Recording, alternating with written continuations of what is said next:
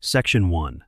The Dream That Started Everything, Generation 1, and the Birth of Pokémon.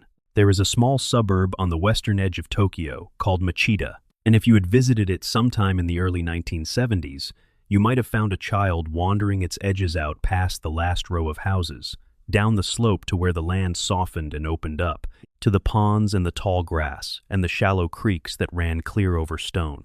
His name was Satoshi Tajiri, and he was hunting bugs, not destructively, not carelessly. He moved slowly and deliberately through those places, the way only a child who is completely at peace can move, turning over rocks, watching the surface of still water, tracing the flight paths of dragonflies with his eyes. He collected beetles. He caught tadpoles in small plastic containers and brought them home to watch them grow. He cataloged what he found. His friends started calling him Dr. Bug, partly teasing him and partly meaning it. He was that dedicated, that absorbed. There was a pond he loved, and a stretch of wild ground near his home where the insects were thickest in summer. He knew those places like rooms in a house. He knew which corners held what, and when, and why. And then, slowly, those places disappeared. It did not happen overnight. It happened the way sprawl always happens, road by road, then block by block. Then one morning you look up, and the pond you loved is now a parking lot, and the field is a shopping center, and the creek has been redirected underground. Machida grew. Tokyo expanded outward. The ground where Satoshi Tajiri had built his entire sense of wonder about the world was paved over, and by the time he was a teenager, there was almost nothing left of it.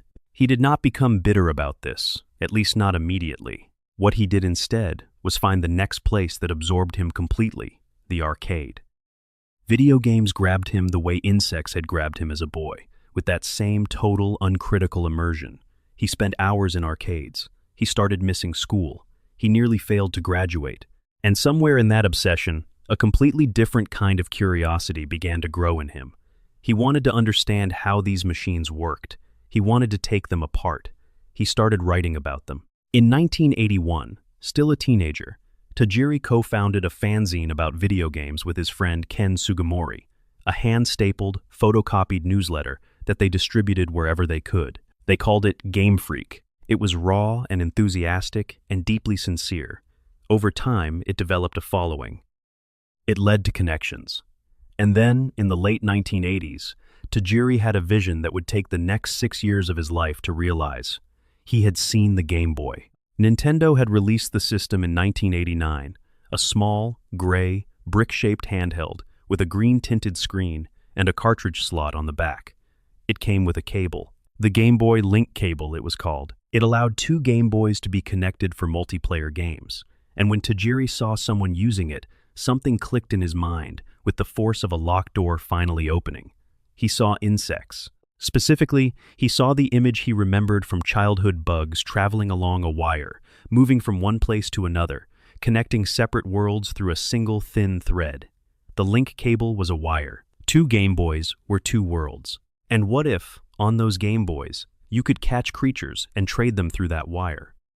What if every player had a different version of the game, with different creatures available, so that the only way to complete your collection was to connect with another player? The idea was old in structure. Collectors and traders have always needed each other, but the execution was completely new. Tajiri called it Capsule Monsters, a name nodding to both the toy capsule vending machines that Japanese children loved and to a television show he had adored as a kid called Ultra 7, in which a hero used monsters stored in small capsules to help fight evil. He pitched it to Nintendo. They were not immediately convinced. The project stalled. Tajiri went back and refined it, brought Sugimori in to design the creatures, and pitched again. Eventually, Nintendo agreed to let Game Freak develop the game under their umbrella. Creatures Inc., a Nintendo subsidiary, provided financial support. And Tajiri began the longest, most punishing period of his life. The development of what would become Pokémon lasted 6 years. 6 years of 18-hour days and financial crisis. 5 of Game Freak's employees quit when they could no longer afford to stay. Tajiri himself stopped taking a salary at some point, funneling every resource into the project. His father watched with mounting skepticism. There were months when it was genuinely unclear whether the studio would survive. But the game kept moving forward, piece by piece, creature by creature. Ken Sugimori, Tajiri's old friend from the fanzine days, sat at his desk and drew the creatures by hand. He filled sketchbooks. He drew things that looked like animals, and things that looked like plants, and things that looked like rocks, and things that looked like nothing anyone had seen before. He was aiming for 150 enough to fill the game and make the collecting feel meaningful and expansive without becoming overwhelming. He drew Bulbasaur and Charmander and Squirtle. He drew Gengar and Mewtwo and Snorlax. He drew Eevee and its multiple evolutions, a single concept that quietly contained worlds. The art was clean and imaginative and slightly melancholy, in a way that is very hard to pin down, but very easy to feel. These were creatures with presence, weight. They looked like they had existed somewhere before Sugimori drew them. Composer Junichi Masuda, who had also joined Game Freak early and would become one of its most important creative forces, wrote the music. He worked on hardware that allowed him only a few simultaneous sound channels, which meant every note had to carry maximum emotional weight. He wrote melodies that were cheerful and slightly lonely at the same time. Walking music that made you feel like the road ahead was long, but the day was good. Battle music that spiked with energy and tension without ever becoming oppressive. Town themes that settled over each location like an atmosphere. By the time the game was finished, the 150 creatures had quietly become 151. A programmer named Shigeki Morimoto had inserted a hidden Pokémon into the game's code during the final weeks of development. A small pink psychic creature called Mew, without telling anyone except a few close colleagues. There was barely room for it. The game was running close to its memory ceiling. But Mew went in anyway, hidden and secret, accessible only through glitches or special distribution events. Morimoto intended it as a surprise for future players. He could not have known how large that surprise would become. On the 27th of February, 1996, Pocket Monsters Red and Pocket Monsters Green were released in Japan for the original Game Boy. The sales were modest at first. Not a failure, but not a phenomenon. The games looked dated, the Game Boy Color had just been announced, and here was a game with a gray-green screen and pixel art that even contemporary standards would have found rough. Many industry observers shrugged. A kid's game about collecting bugs, essentially. Nothing to get excited about. But then Mew happened. Someone found the Mew glitch, word spread. Kids started talking about it on playgrounds and in school hallways, and through the slow telephone chain of childhood. And then the magazine CoroCoro ran a legendary Pokémon offer. Send in your entry, and you might be chosen to receive a Mew. They expected a few thousand entries. They received 78,000. 78,000 children mailed in cards to receive a secret creature in a video game. The lines around that number are still visible today. That moment was the spark. Sales of Red and Green began to rise sharply. Later that same year, a third version of the game was released, Pocket Monsters Blue. This was a special version that had been given out through CoroCoro magazine.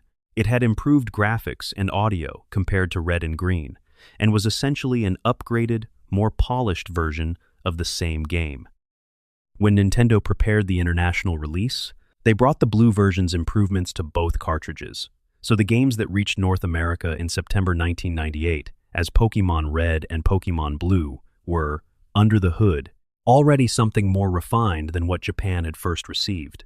Those 2 years between Japan and the West were enough time for the franchise to take root deeply. By the time Pokémon arrived in North America, it arrived with an anime series already in production, a trading card game already created, and a cultural gravity strong enough to pull everything into orbit. A fourth game, Pokémon Yellow, released in Japan in September 1998, followed the West shortly after. Yellow was a special version built around the anime's version of the story. Your starter was Pikachu, who followed you around on screen and whose happiness you could check by turning to face him. You could eventually obtain all 3 original starters from NPCs. Team Rocket's Jesse and James appeared as recurring antagonists. The game was a love letter to the show that had already become a cultural phenomenon, and it sold accordingly.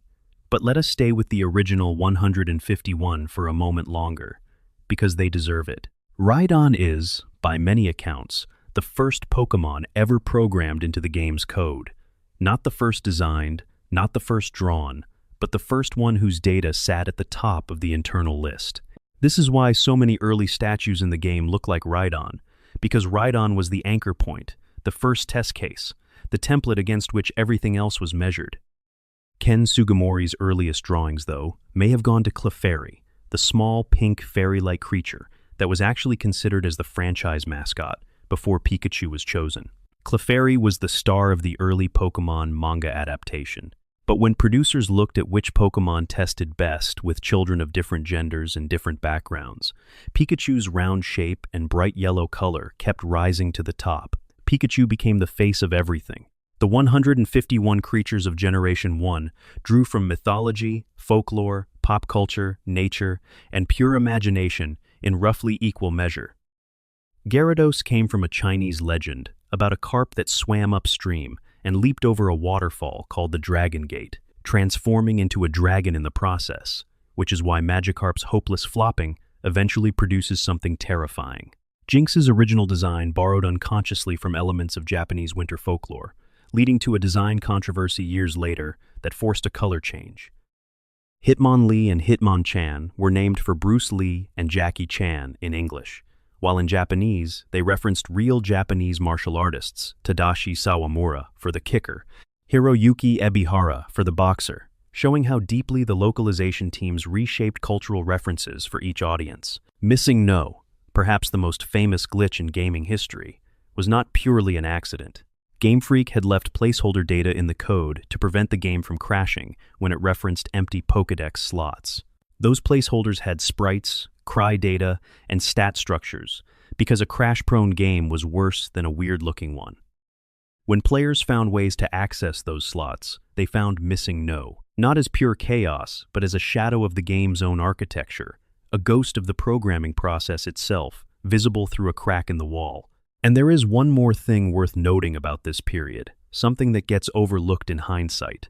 The trading card game launched in Japan in October 1996, created by Media Factory, and it immediately became something separate and enormous. Cards were printed, cards were traded, cards were hoarded, cards were slid into plastic sleeves and kept in binders, and compared in whispered conversations at lunch tables. The early sets had misprints. The legendary pre-release Raichu, stamped with the wrong promotional text, exists in a state of perpetual collector controversy that has never been definitively resolved. The base set's holographic Charizard became the single most iconic card of the era, representing something beyond its stats and attacks an object that condensed childhood desire into a piece of printed cardboard.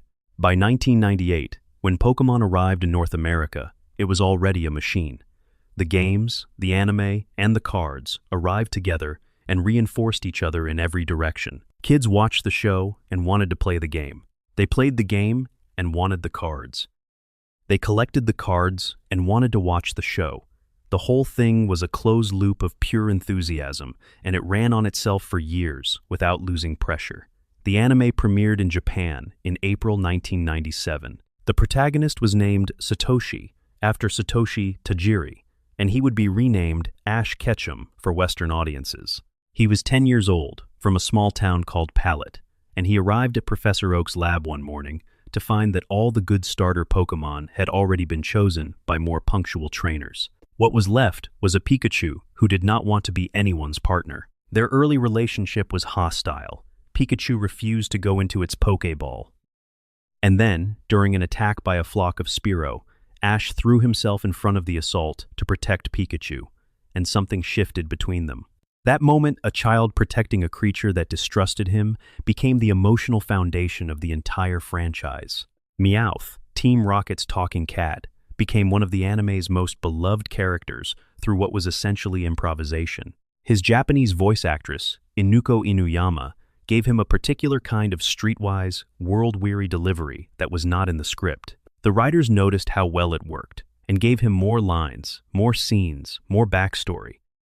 A character who was supposed to cycle out of the show early became a permanent fixture. The first movie, Mewtwo Strikes Back, released in Japan in July 1998 and in North America the following summer. It drew almost 4 million viewers to theaters in North America during its opening weekend. Children wept. Parents sat slightly bewildered next to them. It remains a genuinely melancholy piece of work, a story about a created thing trying to understand why it was created and what it means to exist without having chosen to. Not what most people expected from a children's movie about monster battles. The franchise that launched from one man's childhood memories of catching bugs near a pond had, in 2 years, become a global phenomenon. It had become the best-selling Game Boy game of all time. It had a #1 anime. It had a card game that was causing literal shortages in toy stores. It had a movie. It had merchandise reaching into every category imaginable. And it was just getting started. Drop a comment telling me where in the world you're watching from and what time it is. I love seeing where these videos reach. And if this kind of slow, deep dive into Pokémon history is your thing, subscribing means you'll never miss the next one. Section 2. The Golden Age Generation 2 and the World of Johto. There is a peculiar kind of nostalgia specific to Pokémon Gold and Silver. Not the nostalgia of looking back at something finished, but the nostalgia of a living world, a world that changed while you were in it. That dimmed as afternoon became evening. That felt different on a Wednesday than on a Sunday. That held things you could not find until a specific season turned. Gold and Silver are still, to many people, the most complete games the franchise has ever produced. Not the most technically impressive, not the most narratively ambitious, but the most complete in the sense of a feeling of fullness, of a world that seemed to go on beyond the edges of the screen. Development on Gold and Silver began almost immediately after Red and Green launched in Japan in 1996. Game Freak's team was small and already stretched, but the pressure to follow up the unexpected success was real. Tsunekazu Ishihara, who would become a central figure in the franchise's business structure, was deeply involved in the planning. The working title was Pocket Monsters 2, later refined to Pocket Monsters 2, Gold and Silver, before the number was quietly dropped from the title. The original plan was to release the games at the end of 1997 for the original Game Boy, with Super Game Boy enhancements for players who connected their console to a Super Nintendo. But development kept expanding. Game Freak was simultaneously being pulled in other directions, working on Pokémon Stadium for the Nintendo 64, managing the licensing explosion that had come with the anime and cards, supporting the international rollout of the original games. Gold and Silver were delayed. Nintendo issued a public apology, saying the developers were exhausted but committed and needed more time to get it right. That extra time allowed something remarkable to happen. The Game Boy Color had arrived. What had been conceived as an original Game Boy game became a Game Boy Color title, taking full advantage of the new hardware's expanded color palette and memory. The additional memory meant the team could include something they had been debating for months, a real-time clock. The clock was contentious inside the studio. It required dedicated battery power in the cartridge. It meant the game would track the actual time and day of the week from the moment you set it, meaning players' experiences would diverge in real time. Some mechanics would only work at night. Some Pokémon would only appear in the morning. Some events would only trigger on specific days.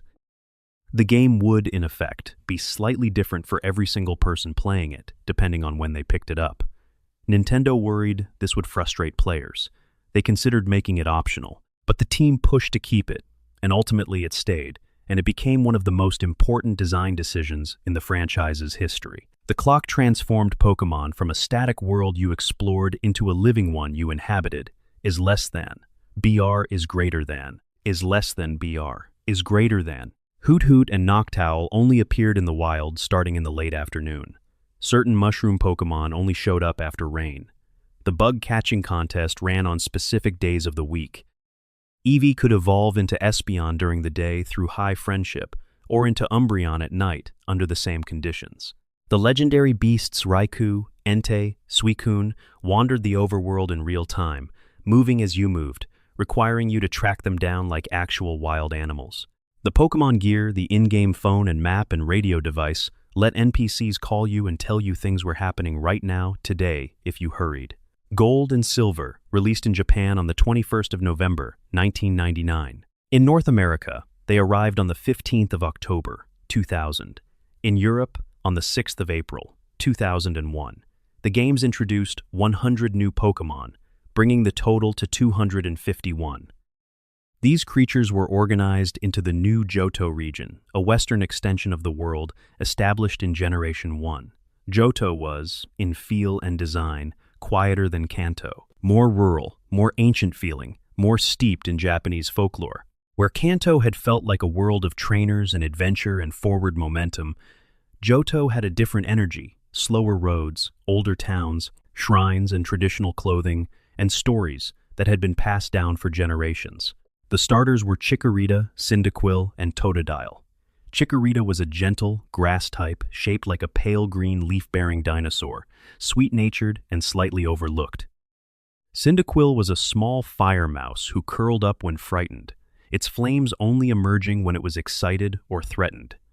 Totodile was a small blue crocodilian with an enormous grin and a tail that never stopped wagging.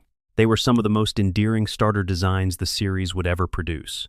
The new Pokémon of this generation came from a wide range of inspirations. Heracross was based on the Japanese rhinoceros beetle, a direct callback to Tajiri's childhood love of bug collecting, rendered as a proud, blue, insectoid fighter. Scizor took the underrated Scyther and gave it a metallic, armored evolution that immediately became a competitive favorite. Marill was so popular during its pre-release period that it was nicknamed Peekaboo by Playground Rumor, many children falsely believing it was a secret Pokémon hidden in the movies.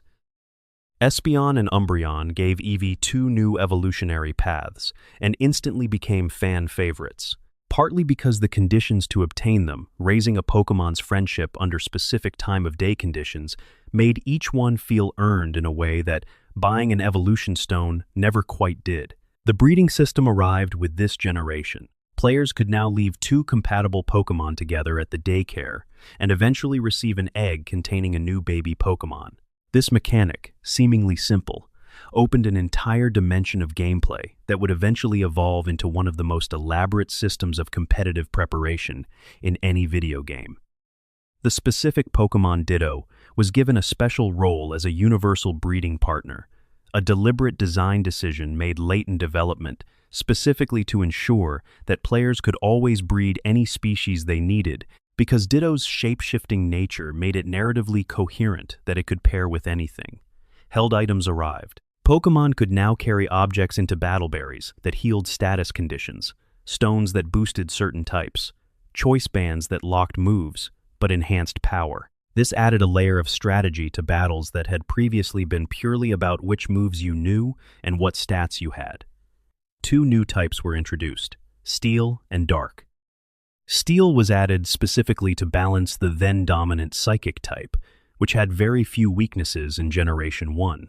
Dark moves became the primary counter to Psychic types. Steel types, with their enormous number of resistances, became defensive anchors. The metagame shifted immediately and permanently. The legendary Pokémon of Johto were Ho-Oh and Lugia. Ho-Oh, a magnificent phoenix in gold and red and white, appeared briefly at the very beginning of the anime, a silhouette against the sun that Ash glimpsed before most players had seen any details about the games. It became an early mystery for anime watchers, a gorgeous shape that disappeared before anyone could say what it was.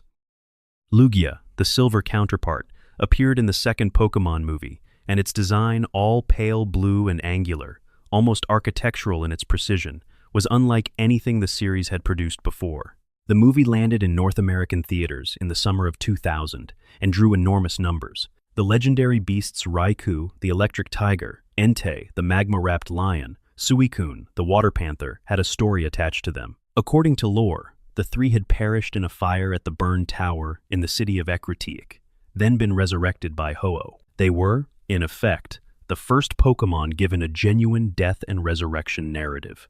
The story was told obliquely, through what an elderly character told you and what the ruined tower looked like, which made it feel more real, the way the most unsettling truths in stories are always the ones that are never stated directly. The postgame of Gold and Silver has never been surpassed for ambition. After defeating the Johto Elite Four and Champion Lance, after catching the version-exclusive Legendary, you were not returned to a menu screen.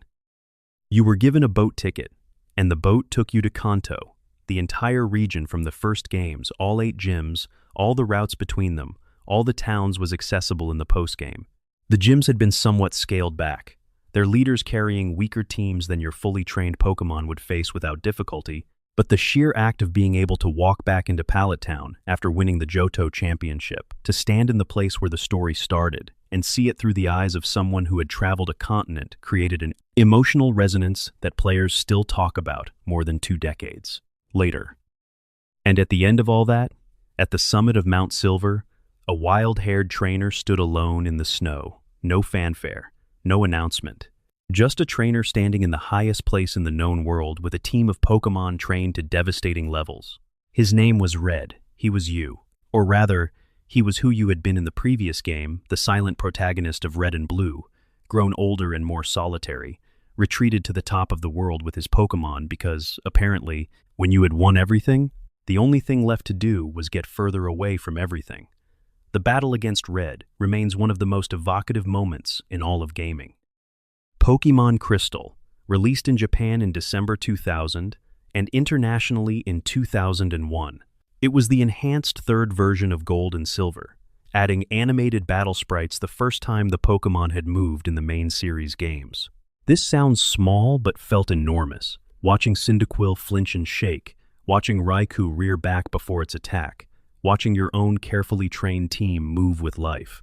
It changed the texture of battles in a way that static sprites never could. Crystal also allowed the player to choose a female protagonist for the first time, and added a sub-story focused on Suicune, making the legendary Water Panther the quiet, narrative heart of the version, rather than just another legendary to catch.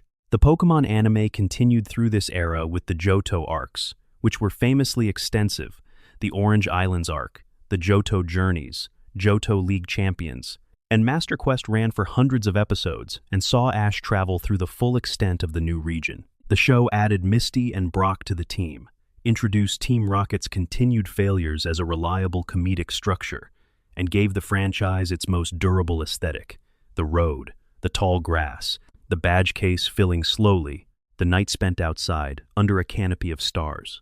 The Gold and Silver era also saw the franchise begin to genuinely grapple with its own scale. There were now over 250 creatures, with stats, move pools, abilities, breeding mechanics, held item interactions, and competitive implications. The fandom was beginning to develop the infrastructure of knowledge that would eventually become Bulbapedia, Smogon, and dozens of other resources. Players were discovering things about the games that their designers had not fully anticipated: hidden mechanics, unexpected interactions, edge cases in the breeding system. The game had grown large enough to surprise its own creators. The battery in the cartridge that ran the real-time clock also ran the save function, and it was finite. Most cartridges, now, a quarter century later, have had their batteries die, erasing the saves and stopping the clock. There is something genuinely poignant about this. The games that most fully embodied the passing of time are also the games most visibly marked by it. Their saved worlds going dark like rooms left untended, their clocks frozen on whatever moment the last battery gave out. Gold and Silver sold 23.1 million units across their full commercial lifespan. They remain among the 4 best-selling Pokémon games ever made, and the conversation about whether they represent the franchise's artistic peak has never really ended. It is a conversation worth having, and worth having slowly, the way the games themselves were best played without hurry, letting evening come, watching the world change around you. Section 3. The Leap to Color Generation 3 and the World of Hoenn. There is a specific kind of courage in reinvention. Not the courage of starting over, because Gold and Silver had given so many players such a sense of completion and warmth, and then Pokémon Ruby and Sapphire arrived in November 2002, and did something that took a large portion of the fan base completely by surprise. They cut almost everything. The Pokémon you had spent years collecting, the connection to the past, the familiar faces and places. The National Pokédex, normally accessible after the main story, was locked behind version connectivity that required owning Fire Red or Leaf Green. For the first time in the franchise's history, you were starting from nothing. It was a deliberate choice. The series had moved to new hardware, the Game Boy Advance, released in 2001. And Game Freak made the decision to treat that hardware transition as a clean break. Ruby and Sapphire would not be sequels in the emotional sense of Gold and Silver following Red and Blue. They would be a different place, a different story, an entirely new cast. Hoenn was that place. And Hoenn was unlike anything the franchise had given players before. The region was water, not mostly water, not water adjacent, deeply, saturatingly, architecturally water. Over half of Hoenn's land area was ocean, dotted with small islands and coastal cities that you reached by surfing across open sea. The aesthetic was tropical, not the humid, slightly melancholy tropics, but the bright, sun-drenched, salt-air tropics of a Pacific island chain. The color palette was warmer, the music was louder and more rhythmic. The roots hummed with a different kind of energy. The region was loosely based on the Kyushu region of Japan, the southwestern island, surrounded on most sides by ocean, historically more isolated and more distinct in culture than the main islands. The coastal cities, the fishing villages, the ocean routes, all of it mapped, at various levels of abstraction, onto real geography. The starters were Trico, Torchic, and Mudkip. Trico was a slight, intense gecko who carried himself with the quiet confidence of someone who had decided not to care what you thought of him. Torchic was a small fire chick whose round, warm shape somehow communicated that it would eventually evolve into something genuinely dangerous, even though it currently looked like a very small and enthusiastic bird. Mudkip was a blue, fin-eared, axolotl-adjacent creature whose enormous head and mild expression made it instantly endearing. Mudkip's internet legacy, years later, would dwarf its in-game presence, but in 2002, it was simply a charming water-type starter with a useful ground typing on its final evolution.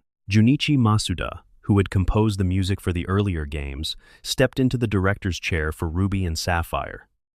His directorial fingerprints are all over the game. The music is more sophisticated than anything in the series before it. The battle theme in particular, driving forward with a sense of orchestral ambition that the Game Boy's tinny speakers had never allowed. The soundtrack of Hoenn remains one of the most beloved in the franchise.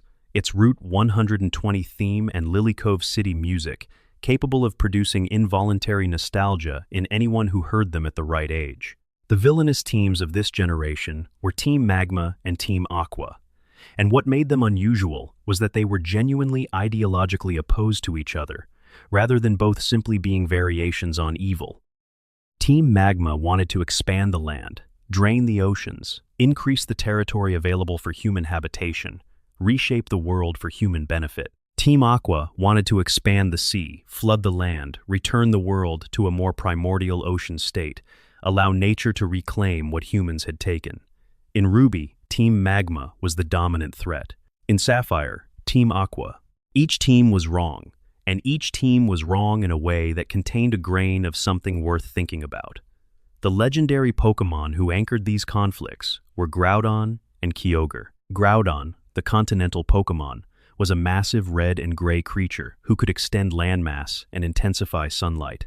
Kyogre, the sea basin Pokémon, was a vast blue entity whose patterns suggested ocean currents and whose presence caused endless rain. In Emerald, the third version released in 2004, both were awakened, and a third legendary Rayquaza, a massive sky serpent who lived in the upper atmosphere, descended to stop them. The narrative of weather gods in conflict, mediated by a creature so powerful it barely acknowledged either of them, was the most mythologically ambitious story the franchise had told to that point. Generation 3 brought abilities.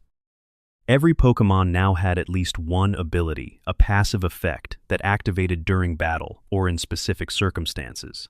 Some were immediately obvious. Swift Swim doubled a Pokémon's speed in rain. Intimidate lowered the opponent's attack stat when you sent a Pokémon out. Pressure made opponents use more PP on their moves. Others were more obscure. Many were deeply broken by competitive players within weeks of the game's release.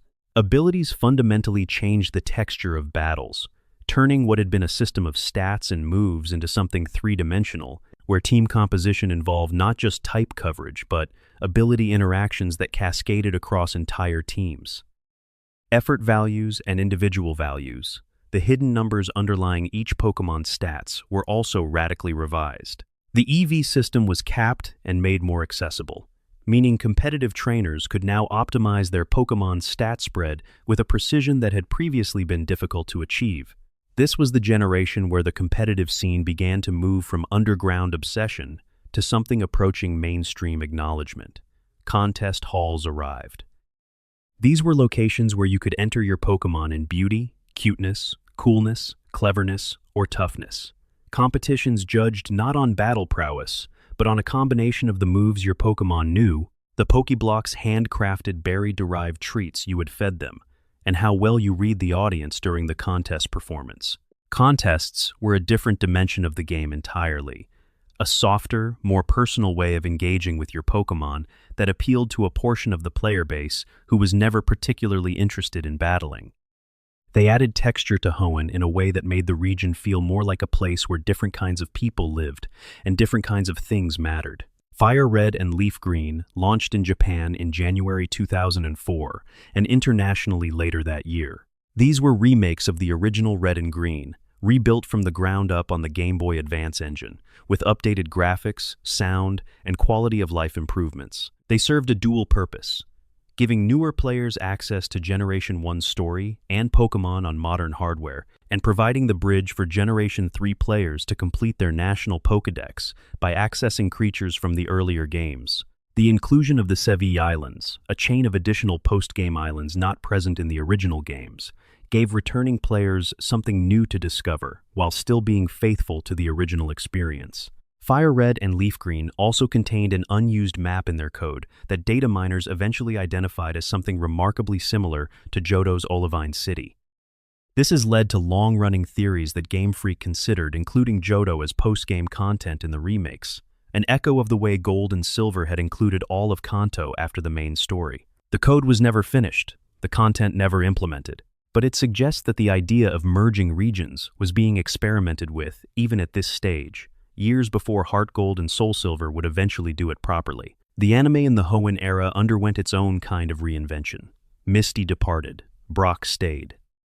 A new female companion named May joined the cast, and her arc was organized around Pokémon contests rather than gym badges, giving the show a second narrative thread alongside Ash's gym journey that appealed to a wider range of younger viewers. The Hoenn anime was, by many accounts, a more deliberately cheerful and accessible show than the Johto arcs had been, leaning into the brighter color palette and warmer energy of the region. Pokémon Colosseum, released in 2003 for the Nintendo GameCube, was a spin-off title that did something the main series had never done.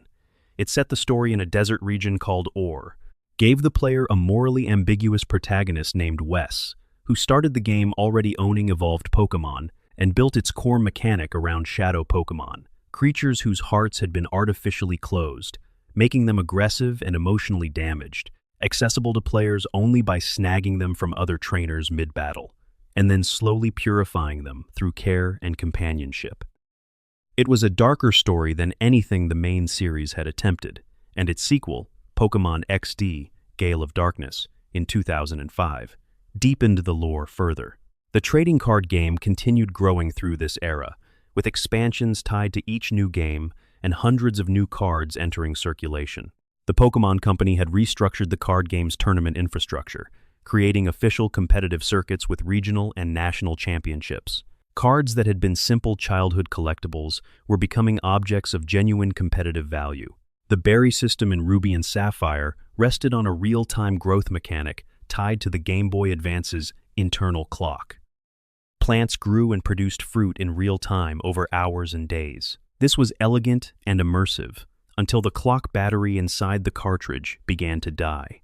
Because the clock battery also powered the berry growth system, and possibly the system clock's underlying other time-dependent mechanics, a dead battery meant berries stopped growing forever. Many Ruby and Sapphire cartridges encountered this problem within a few years of purchase.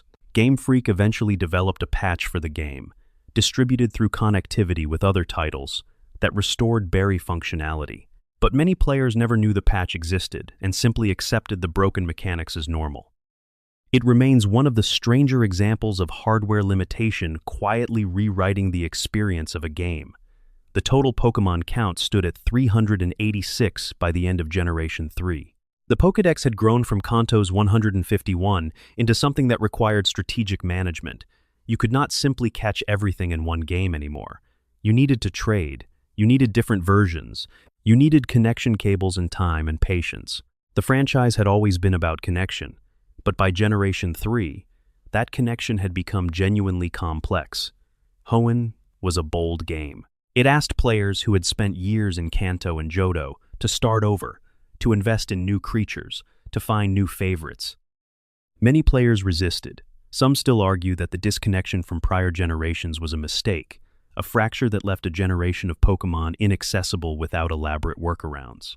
Others argue that the clean break was the right call, that asking players to fall in love with 135 new creatures was more important than backward compatibility, and that Trico and Absol and Melodic were worth any amount of disconnection. Both arguments are right in different ways, and the tension between them, between the old and the new, between continuity and reinvention, would become one of the franchise's defining creative tensions for everything that followed.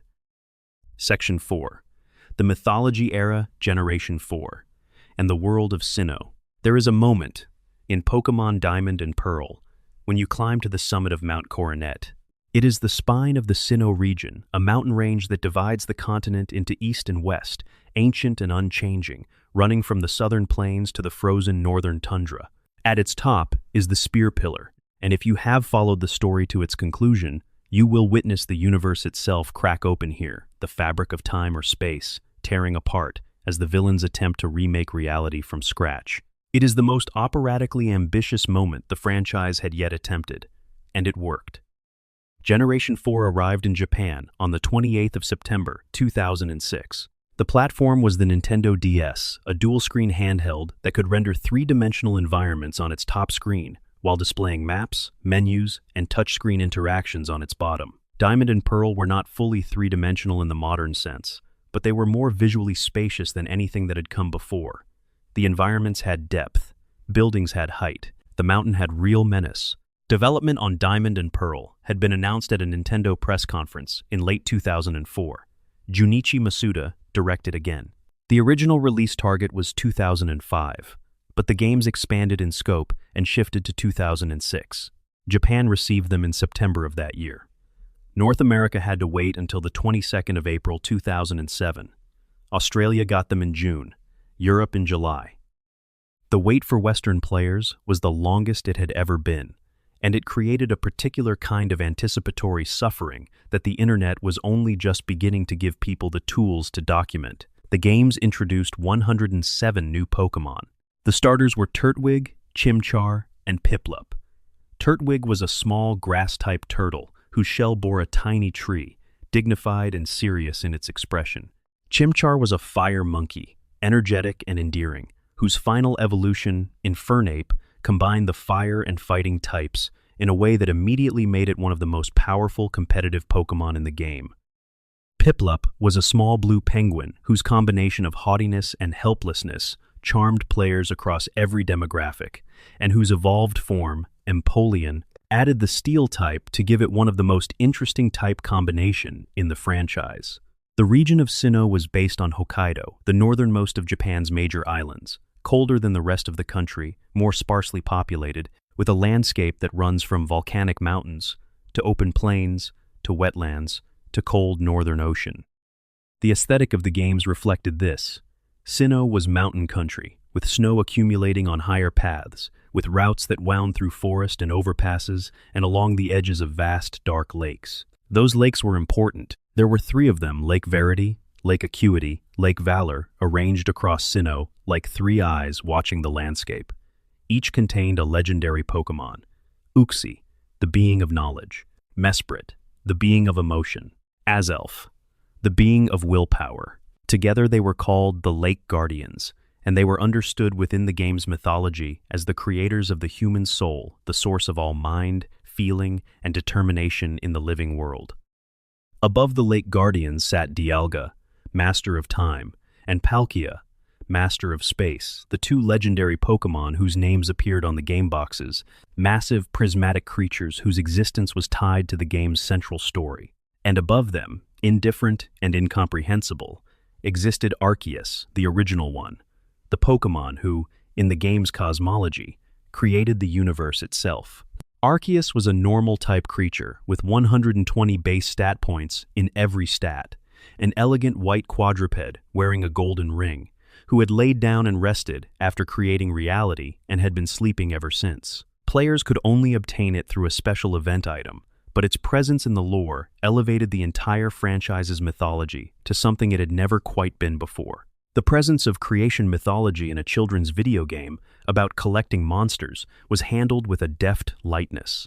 The stories were told obliquely, through library books in a fictional city called Canalave, through NPC dialogue, through the half-articulated dreams of a legendary Pokémon called Darkrai who stalked players' nights and left nightmares. A Canalave library book, in the Japanese version of the game, contained a line stating that, long ago, humans and Pokémon had sometimes married each other. This was removed from the international release. It was unusual enough that players noticed its absence. The villain was Cyrus, the leader of Team Galactic. He was arguably the franchise's most sophisticated villain to that point, not theatrical, not cartoonishly cruel, but genuinely nihilistic. Cyrus had looked at the world and concluded that human emotions, love, ambition, desire, grief, were the source of all suffering, and that the correct response to this was to destroy the universe and rebuild it from scratch in a form without spirit. He was calm about this. He was organized. He had built an industrial conglomerate as his front organization and was using mining equipment to excavate artifacts from the ancient world. His confrontations with the player had a specific flatness to them that was more unsettling than any amount of theatrical villainy would have been. Generation 4 introduced physical and special split, perhaps the most impactful mechanical change in the franchise's competitive history. Previously, whether a move dealt physical or special damage had been determined entirely by its type. Fire moves were always special. Normal moves were always physical. This produced bizarre results. A Pokémon with a massive physical attack stat couldn't use it on fire moves, even if the move involved literal physical contact with the opponent. Generation 4 separated the physical, special classification to individual moves, meaning each attack was now categorized independently of its type. The change rewrote competitive viability for dozens of Pokémon overnight, and remains, 2 decades later, the most positively received single mechanical change the series has ever made. The DS's Wi-Fi capabilities allowed Diamond and Pearl to introduce the Global Trade Station, the GTS, an online trading system where players from around the world could leave Pokémon for trade and request Pokémon in return. The GTS was immediately and chaotically misused. Players requested impossible Pokémon level 9 Rhyperiors, creatures that didn't exist in the game, Pokémon that required trading to evolve, so could never be at the level requested, creating a browsing experience that was simultaneously frustrating and anthropologically fascinating. It was the franchise's first genuine encounter with the internet as a design element, and it was messy and alive and somehow perfect for what it was. Heart Gold and Soul Silver, released in Japan in September 2009 and internationally in early 2010, were remakes of Gold and Silver built on the Diamond and Pearl engine. They are widely considered the best remakes in the franchise's history, and possibly the best Pokémon games ever made by at least a plurality of fans. The core story of Johto was preserved and enhanced. The real-time clock and day-night system returned. The Pokéwalker, a pedometer device, bundled with the games that let you bring a Pokémon with you in the real world and earn experience and items through physical steps, became a minor cultural phenomenon of its own. Small orange devices clipped to school bags and running shoes across the world. But the defining feature of Heart Gold and Soul Silver was this: your Pokémon followed you.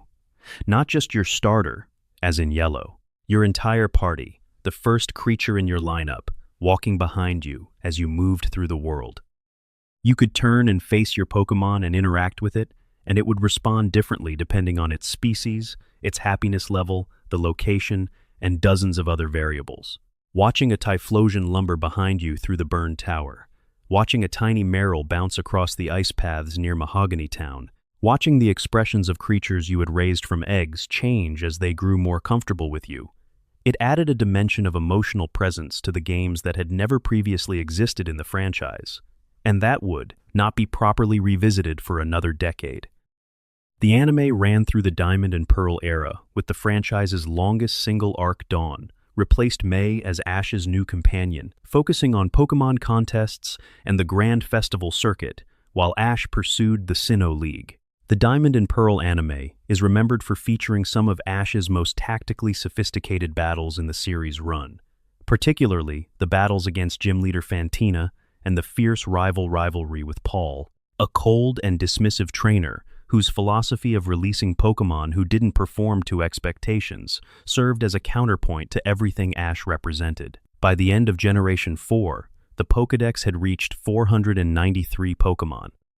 The franchise had sold hundreds of millions of units across games, cards, anime, and merchandise, and the mythology of the world had been elevated from fun backstory to something genuinely conceptual, a created universe, a sleeping god, 3 lakes containing the essence of the human soul. The franchise was thinking bigger than it had ever thought before, and it was doing so on hardware that finally had enough power to give those ideas somewhere to breathe. Section 5.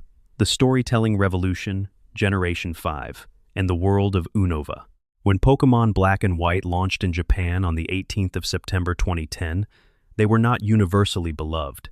Some players resisted them. They introduced 156 new Pokémon, the largest single-generation addition in the franchise's history, and locked every one of those Pokémon from older generations behind the post-game. You could not use your Charizard, or your Gengar, or your Gyarados until you had finished the main story. You were, for the duration of the journey, confined to creatures that had never existed before. This was the point. It was the most deliberate reinvention the franchise had attempted since Generation 3, and it went further. Generation 5 wanted players to fall in love with new Pokémon without the safety net of old favorites. It wanted them to arrive at the end of the journey with a team they had built from unfamiliar faces and realize those faces had become beloved. And for many players, that is exactly what happened. The region of Unova was based on New York City and its surrounding metropolitan area, the first time the franchise had rooted a region in North American rather than Japanese geography. The scale was deliberately urban. Dense city streets, elevated train lines, bridges over rivers, the bustle and noise of a world with too many people and not enough space. Castelia City, Unova's largest urban center, was a towering grid of skyscrapers and back alleys that felt genuinely city-shaped in a way that no previous Pokémon location had. The story of Black and White is the story the franchise had been building toward since the very beginning. A story about what it means to keep Pokémon, to battle with them, to call them yours. The antagonist was a young man named N, who had grown up in the wilderness surrounded by Pokémon rather than humans, and who had come to believe that keeping Pokémon in Pokéballs was a form of slavery. His arguments were not cartoonish. They were thoughtful. He was wrong in ways that the game was careful to articulate. But he was not simply wrong. His care for Pokémon was genuine. His distress at watching them battle was genuine. And the question he raised about the ethics of the whole thing was never entirely dismissed. N served as both rival and counterpoint throughout the story. He appeared repeatedly, always slightly ahead of you, always watching with a quiet melancholy that the game rendered through his architecture of thought. His room in Team Plasma's castle was lined with toys because he had been raised as a child by the actual villain of the piece, Getsis, who had manufactured N's worldview specifically to use him as a weapon.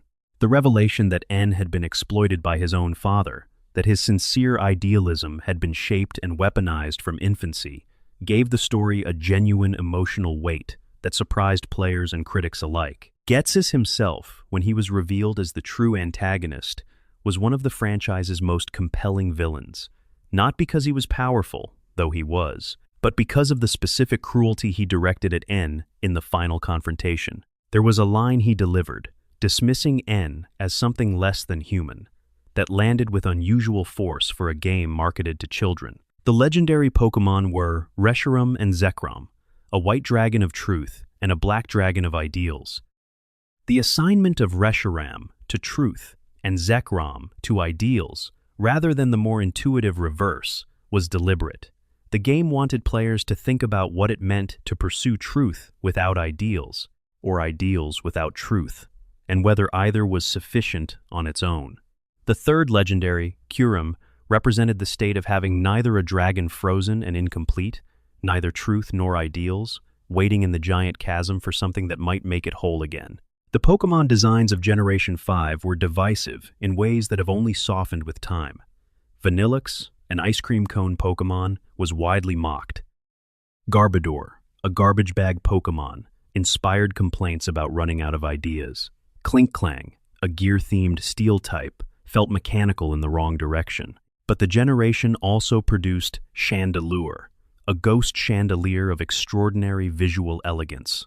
Hydreigon, a three-headed black dragon of genuine menace. Volcarona, a fiery moth legendary enough in feel to carry the postgame on its own. Zoroark, a dark fox whose illusion ability created entire minigames within the narrative. The divide between the generation's weakest and strongest designs was simply wider than usual. The animated sprites introduced in this generation were among the most expressive the series had achieved: constant motion, characters swaying and gesturing during battle in ways that added personality to every encounter. The music of Unova, composed primarily by Shota Kageyama and Hitomi Sato, with contributions from Masuda, was strikingly cinematic, with boss themes and rival encounters that hit with orchestral force. The battle system's season mechanic, winter, spring, summer, autumn, cycling month by month in real time, changed which Pokémon appeared, how certain routes looked, and which events were accessible. It was the most elaborate time-based system the franchise had used since Gold and Silver's day, night cycle, and it added a genuine sense that the world continued turning whether you were playing or not. Black 2 and White 2, released in Japan in June 2012, were the franchise's first direct sequels, not enhanced third versions, but actual continuations, set 2 years after the events of Black and White. New areas had grown, old areas had changed. Characters from the original games appeared as older, slightly different versions of themselves. The story was independent, but connected. It was a creative decision that received considerable praise, and the fact that it remains unique in franchise history, that no other generation received direct sequels rather than an enhanced third version, suggests that it was also considered a commercial risk that the franchise chose not to repeat. The Pokédex count at the end of Generation 5 stood at 649. The games had reached a point of genuine narrative ambition, their themes and character work standing comparison with the best in the genre. And yet, for a portion of the fan base, they remained slightly outside the circle of nostalgia, too recent to be retro, too unfamiliar to be beloved in the way Kanto and Johto were beloved. That has changed. The Unova revival has been one of the most visible developments in Pokémon fandom of the early 2020s, driven largely by players who were young children in 2010, reaching adulthood, and returning to the games that defined their early childhood. Generation 5 is the franchise's most personal statement about itself. It looked directly at the thing it was and asked whether the thing it was could be justified. The answer it gave, that connection between trainer and Pokémon, freely chosen and genuinely mutual, is something different from ownership, something different from exploitation, something that has its own name and its own worth. Was not a dodge. It was an argument. And it was made with more care and more intelligence than anyone had a right to expect from a franchise about catching monsters in small spherical prisons. Section 6. Into the Third Dimension, Generation 6, and the World of Kalos. On the 8th of January 2013, the world woke up to a Pokémon Direct hosted by the late Satoru Iwata, Nintendo's president and one of the most beloved figures in gaming history. It was a short video, calm and deliberate in the way all Iwata's communications were, and it revealed that the next generation of Pokémon would be coming worldwide, simultaneously, later that year. It would be called Pokémon X and Pokémon Y. It would be in full three-dimensional polygonal graphics, and it was coming in October. That announcement landed like a sudden gust of cold air. Three-dimensional Pokémon, simultaneously worldwide. October. After years of waiting months or a year behind Japanese releases, Western players would receive the game at the same moment as everyone else. X and Y released on the 12th of October, 2013, for the Nintendo 3DS. The first mainline Pokémon games on Nintendo's stereoscopic 3D handheld, and the first to abandon the sprite-based visual style that had defined the franchise across 6 platforms and nearly 2 decades. The transition to polygons was jarring and beautiful and slightly disorienting. Pokémon that had existed as flat, carefully shaded pixel art for years were now three-dimensional objects, rendered in pastel colors and lit with soft shadows, their animations smooth and continuous. Watching Charizard's wings catch the light as it turned to face the camera in battle was the kind of image that stopped players in place for a moment, just looking.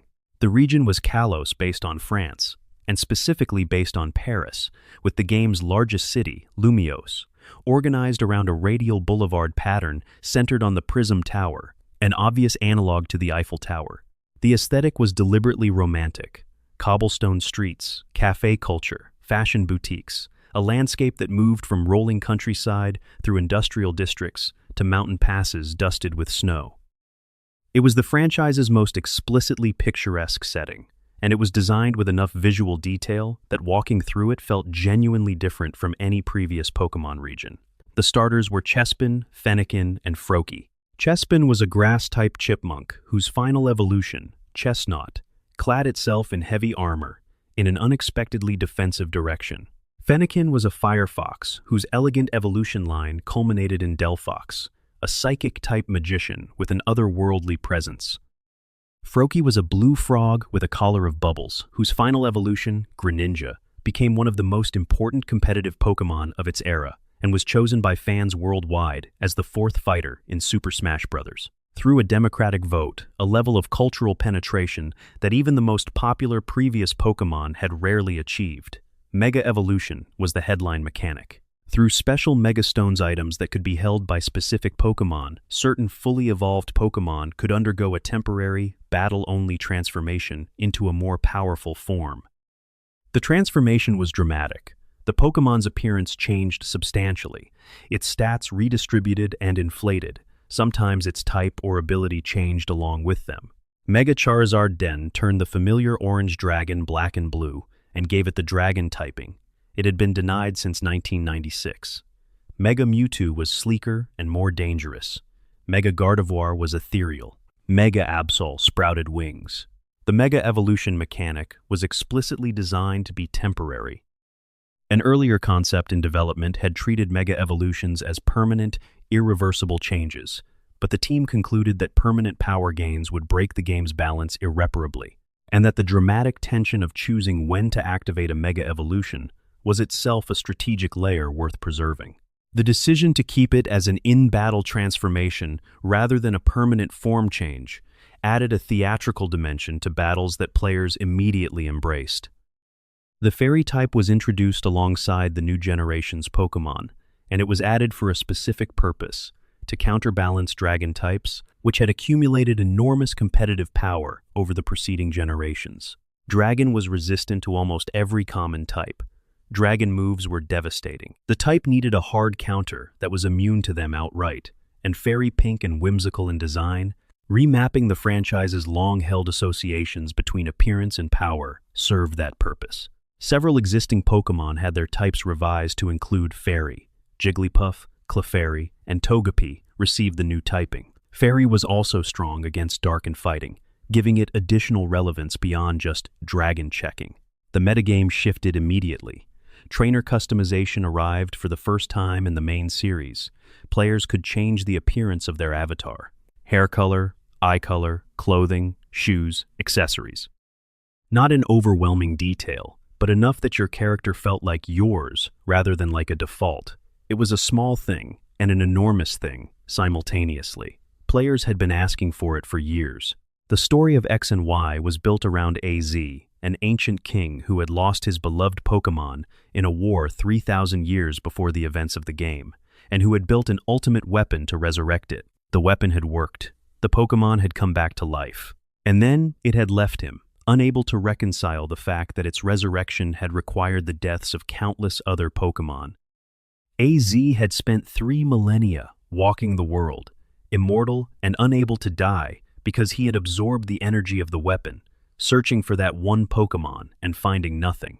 When you encountered him near the end of the game, he was 6.5 feet tall, ancient and empty-eyed, standing at the edge of an event that might finally end his long exhaustion. The post-game frustration of X and Y remains, 15 years later, a genuine wound for a portion of the fan base. There was no Pokémon Z.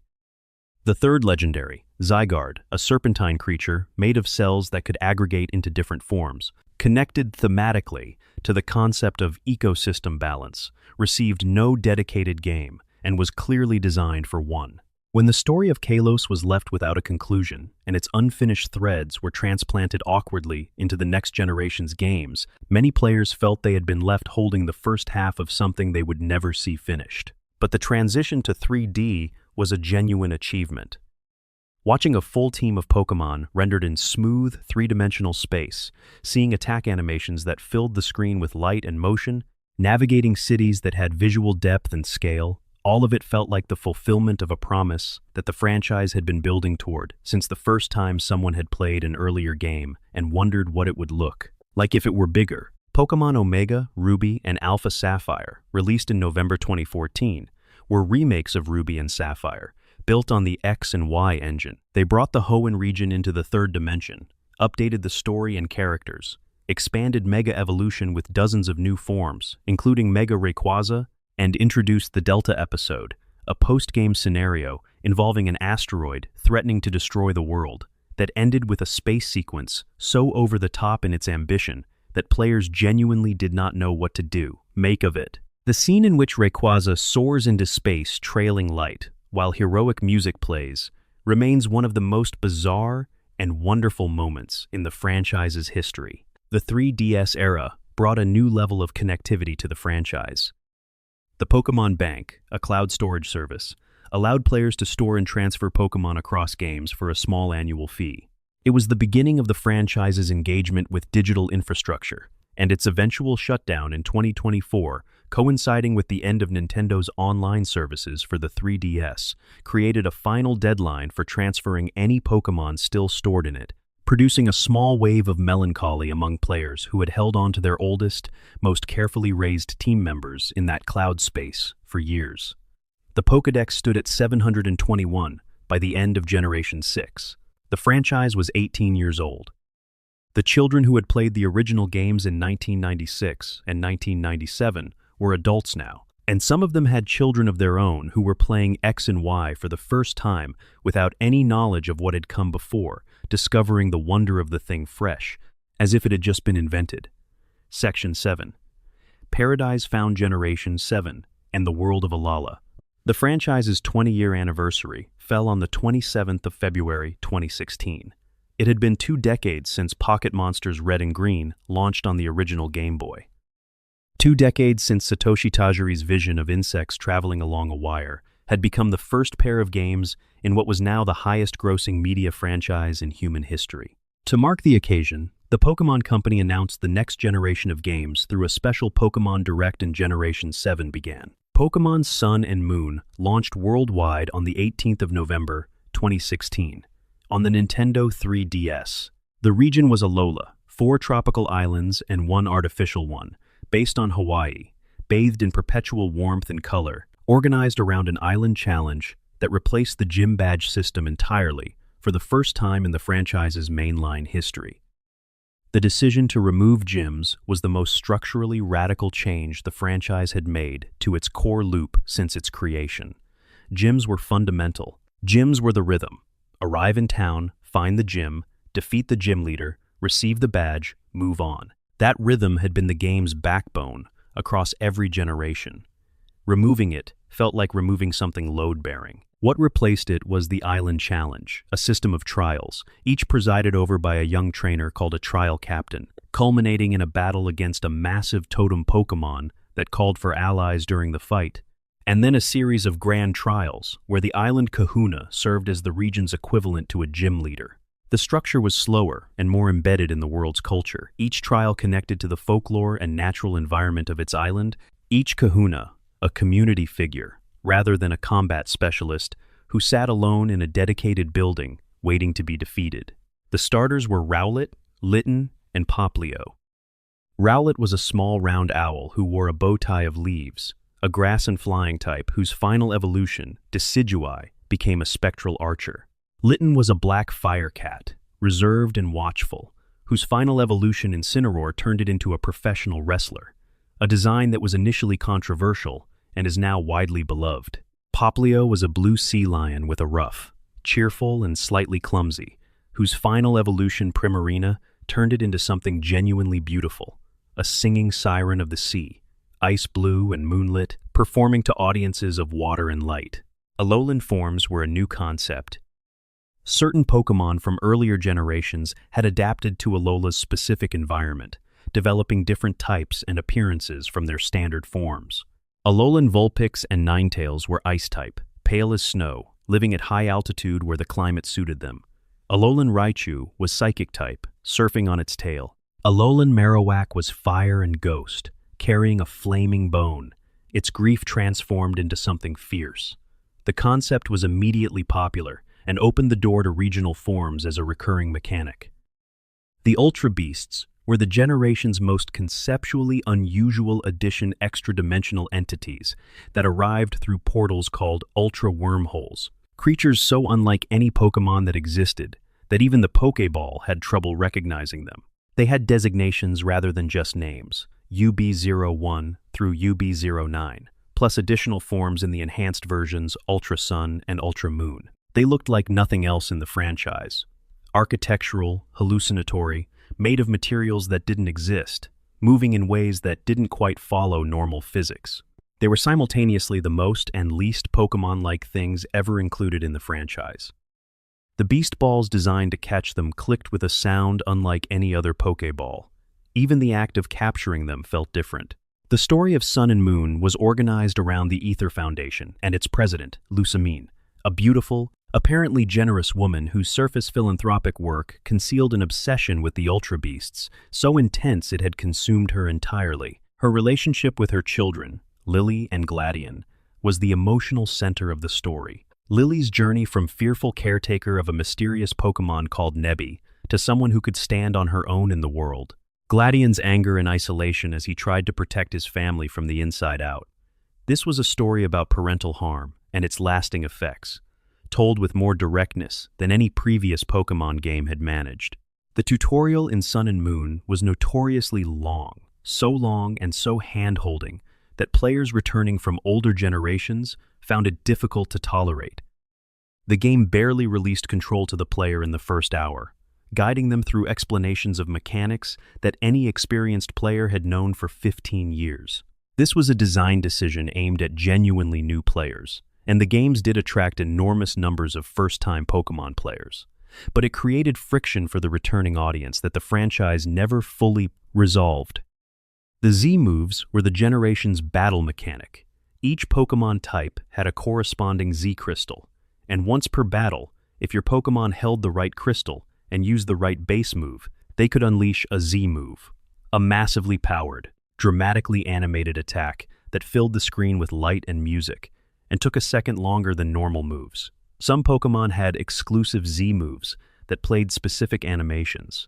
Pikachu's Z-move, Catastropica, was accompanied by an animation so elaborate and so obviously designed to be satisfying that it functioned as a small argument for the franchise's continued vitality. Pokémon Let's Go Pikachu and Let's Go Eevee, released in November 2018 for the Nintendo Switch, were the generation's unexpected final entries, not traditional RPGs, but a hybrid of main series mechanics and the catching system from Pokémon Go, designed explicitly as an entry point for a new generation of players.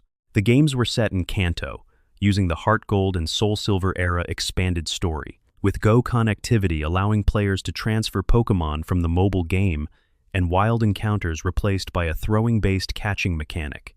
The partner Pikachu, or Eevee, followed the player on screen and could be petted and accessorized. They were divisive among core fans, but commercially successful, selling 15 million copies and introducing Kanto to an audience that had not previously engaged with mainline games. Pokémon Go itself, launched in July 2016, was the franchise's most significant cultural event since the original mania of 1998 and 1999.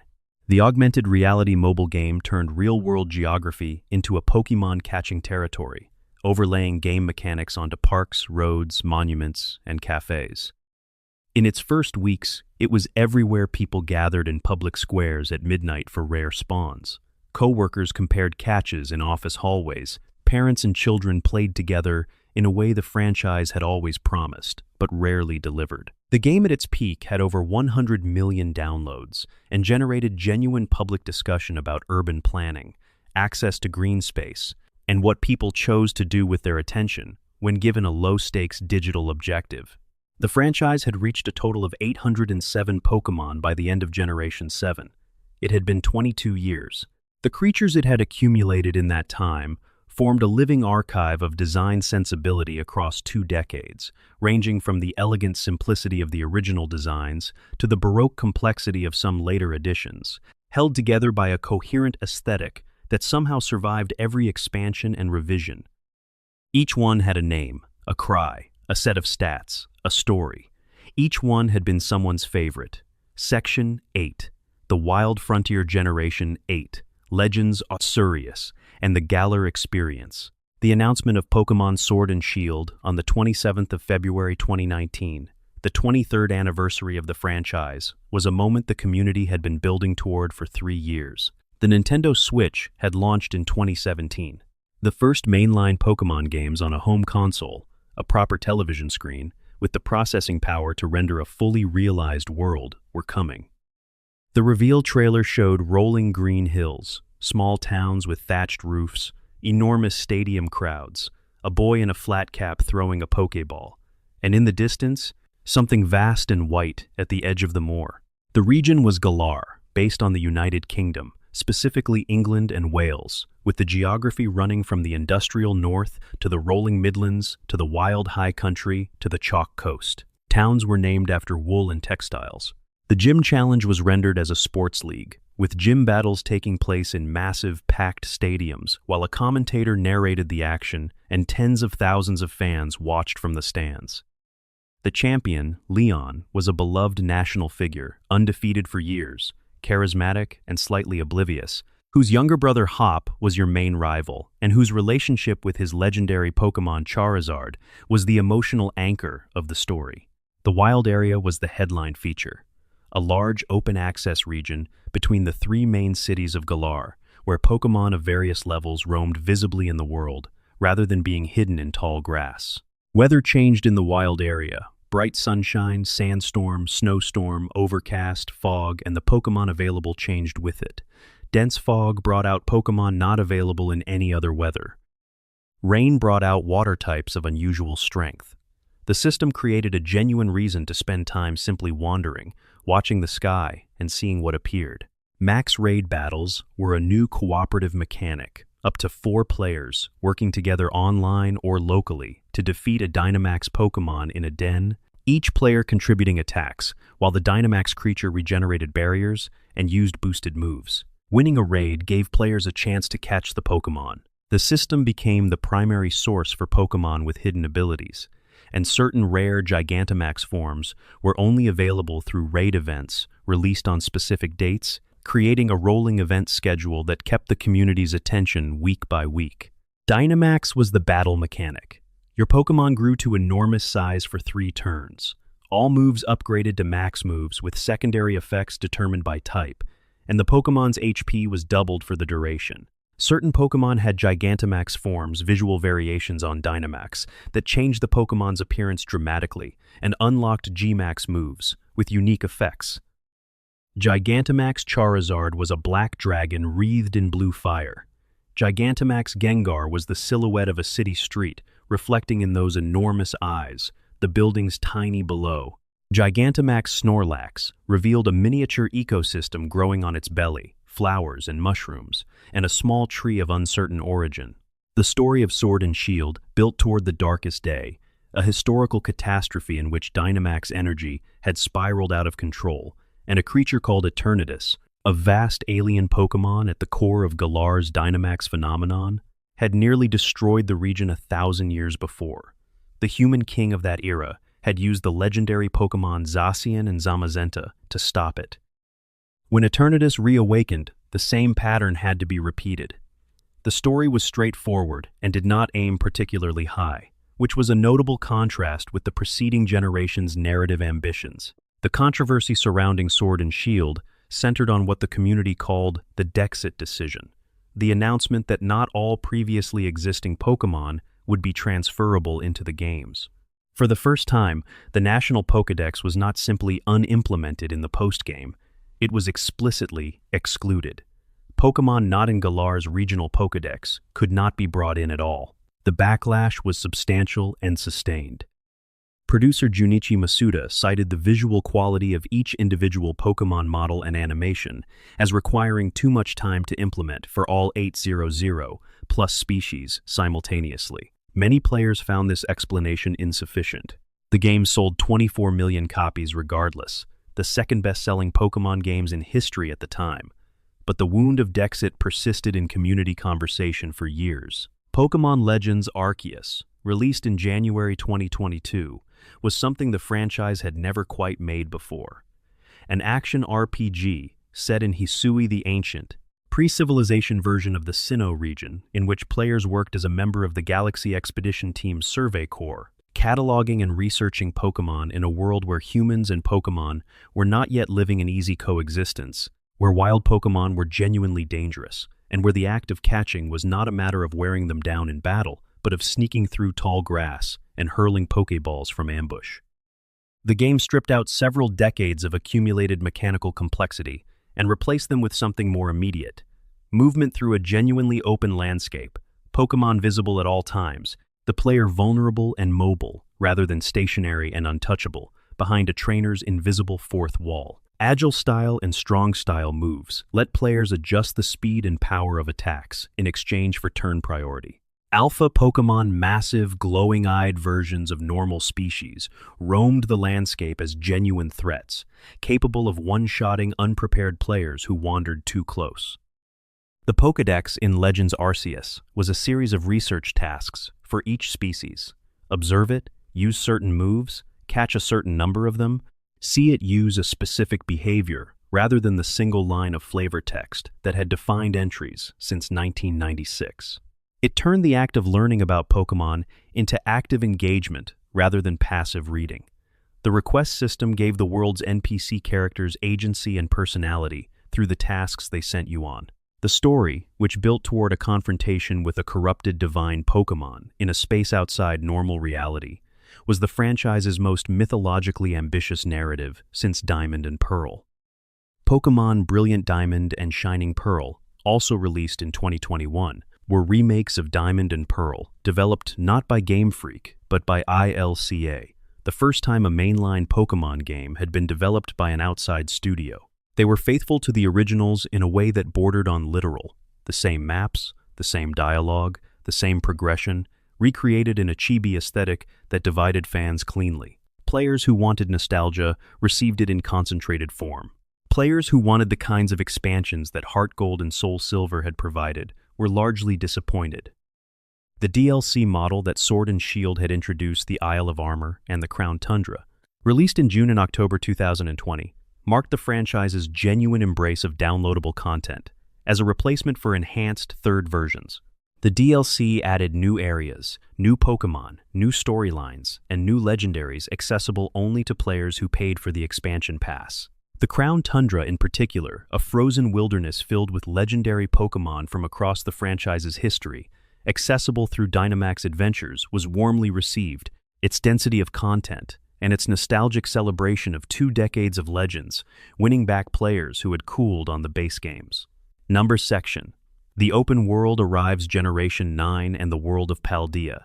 On the 27th of February, 2022, the franchise's 26th anniversary, a Pokémon Presents broadcast, revealed something that had been building as a creative direction for years.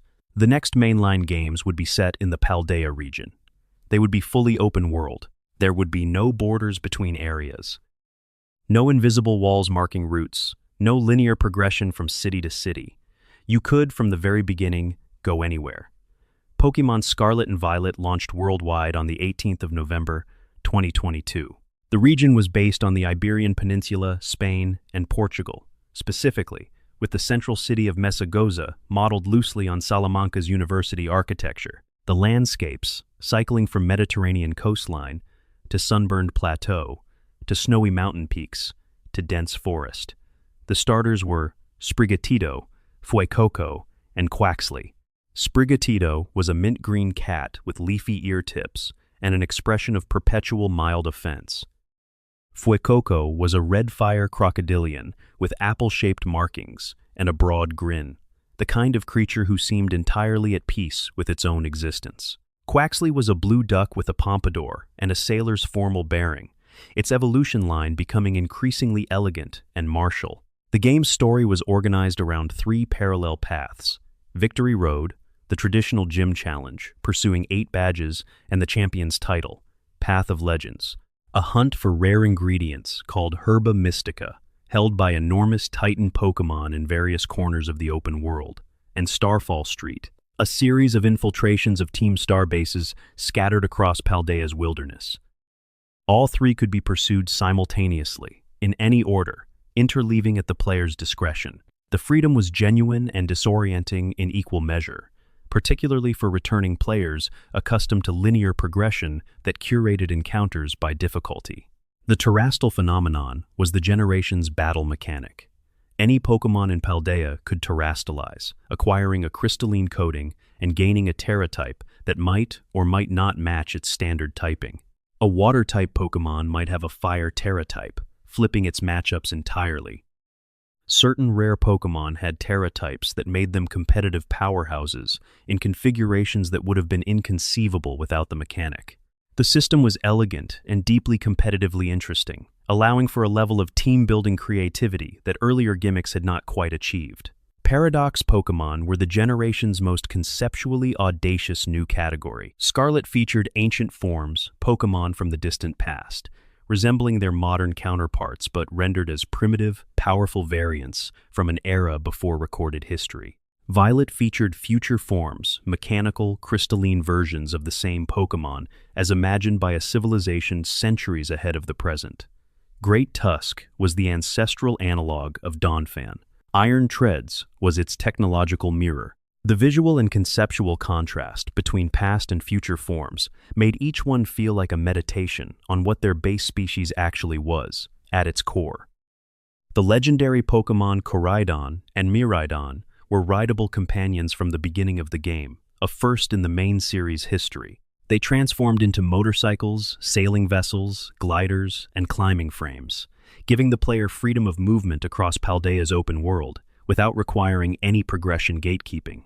Riding Miraidon off a cliff and gliding down into a valley thousands of feet below, with the whole landscape spread out in late afternoon light, was a genuinely beautiful experience that the franchise had been working toward for years without quite knowing how to achieve it.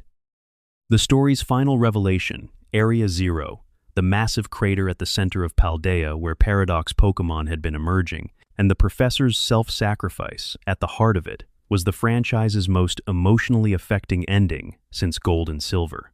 The professor, in their time machine, had spent themselves trying to understand and protect the thing they loved most. The final scene, in which the player understands what has been lost, was quiet and final in a way that surprised almost everyone who played it. The games launched with technical issues that could not be ignored. Frame rate drops, graphical glitches, Pokémon clipping through terrain, models disappearing at short distances. The visual fidelity was inconsistent in ways that made review coverage mixed and community discourse noisy. The games clearly needed more development time. The franchise's acceleration of release schedules, maintaining an annual or biannual cadence across multiple simultaneous product lines, had produced a game whose ambitions exceeded what its developers had been given time to fully realize.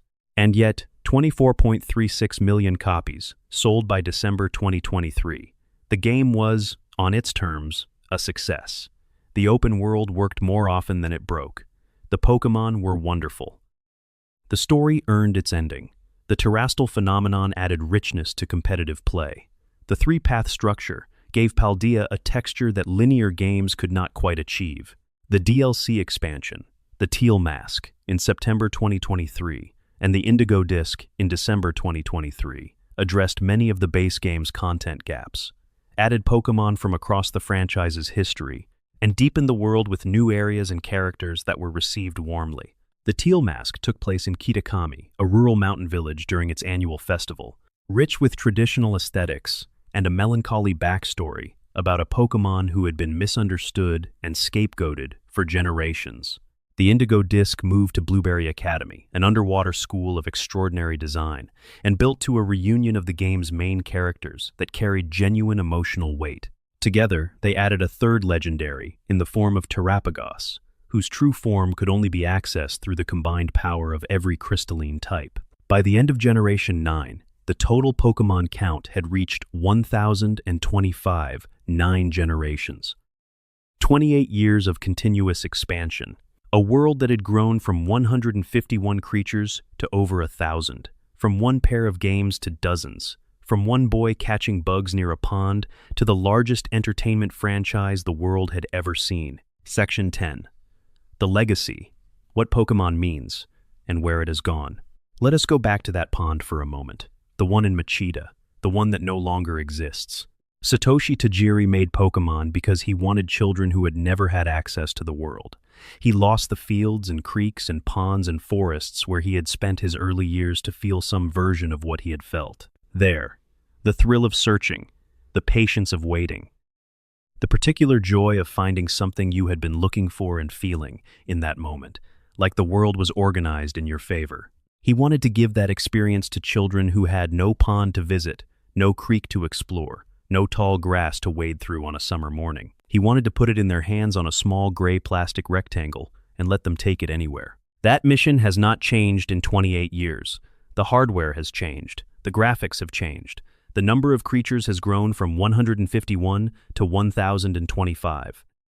But the fundamental experience, the patience, the searching, the finding, the bond between a trainer and the creatures they care for, has not been altered by any of those changes.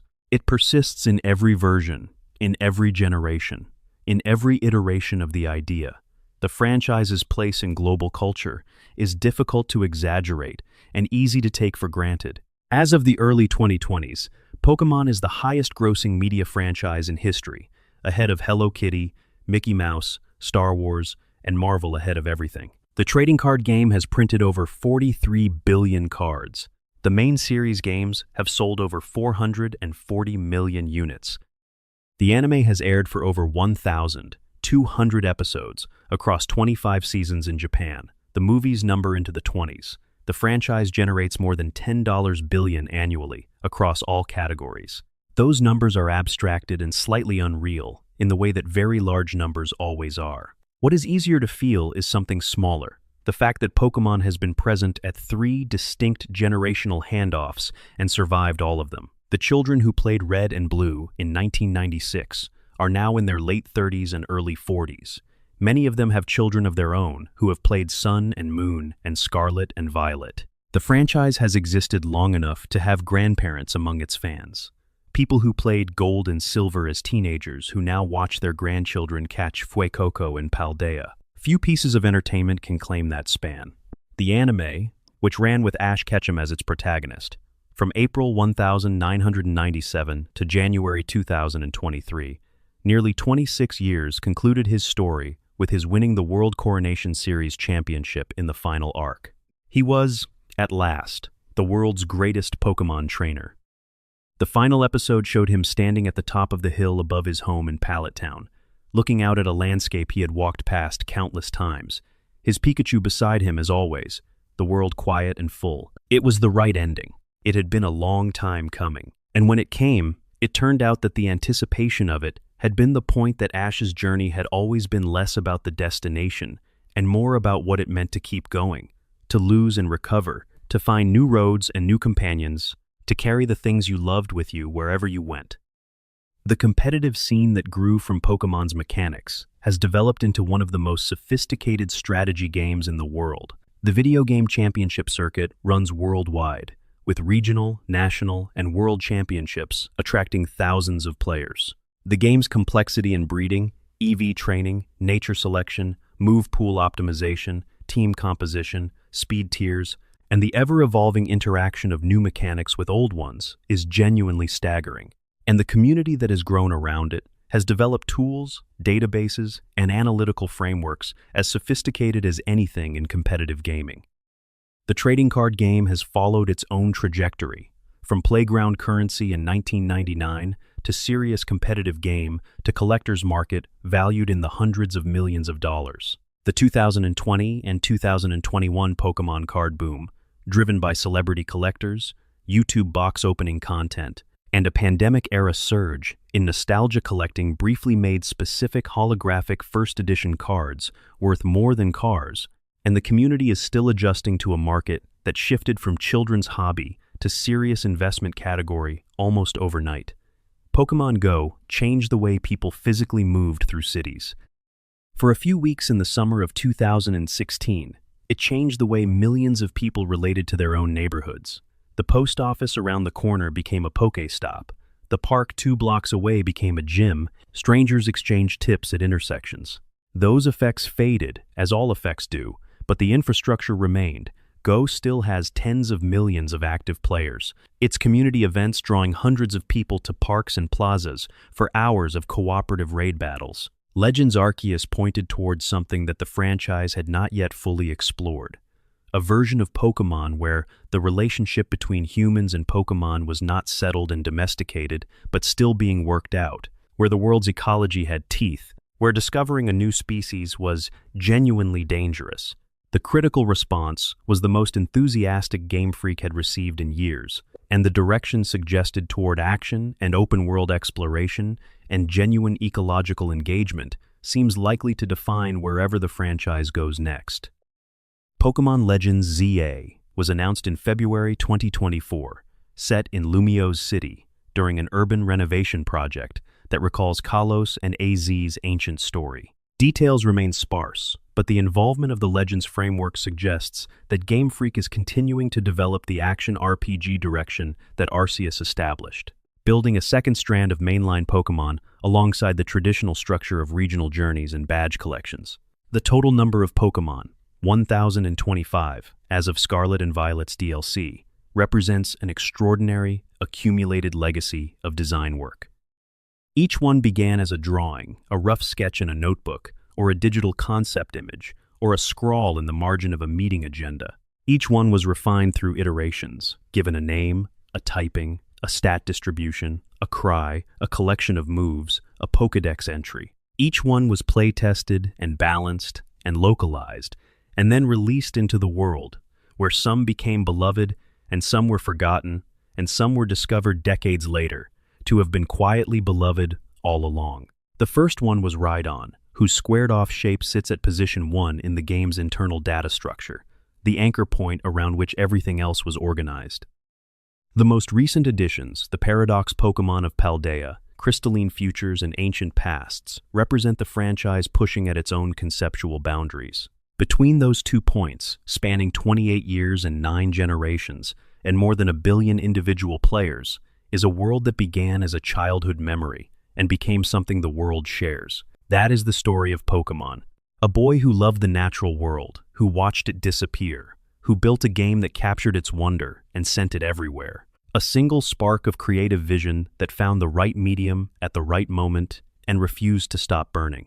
9 generations. Over 1,000 creatures, hundreds of millions of players, and it all started with a child watching insects in the grass near a pond that no longer exists, and deciding that the joy of that, the specific quiet joy of looking closely at the living world, was something worth preserving, worth passing on, worth catching. If you made it all the way through this journey from Satoshi Tajiri's childhood pond to the peaks of Paldea, thank you for spending this time here. This is exactly the kind of slow, immersive storytelling that this channel is built for, and knowing that someone out there let these words be the soundtrack to their rest means a lot. If you enjoyed this video, please consider leaving a like. It genuinely helps the channel reach other people who might need a long, calm story to fall asleep to.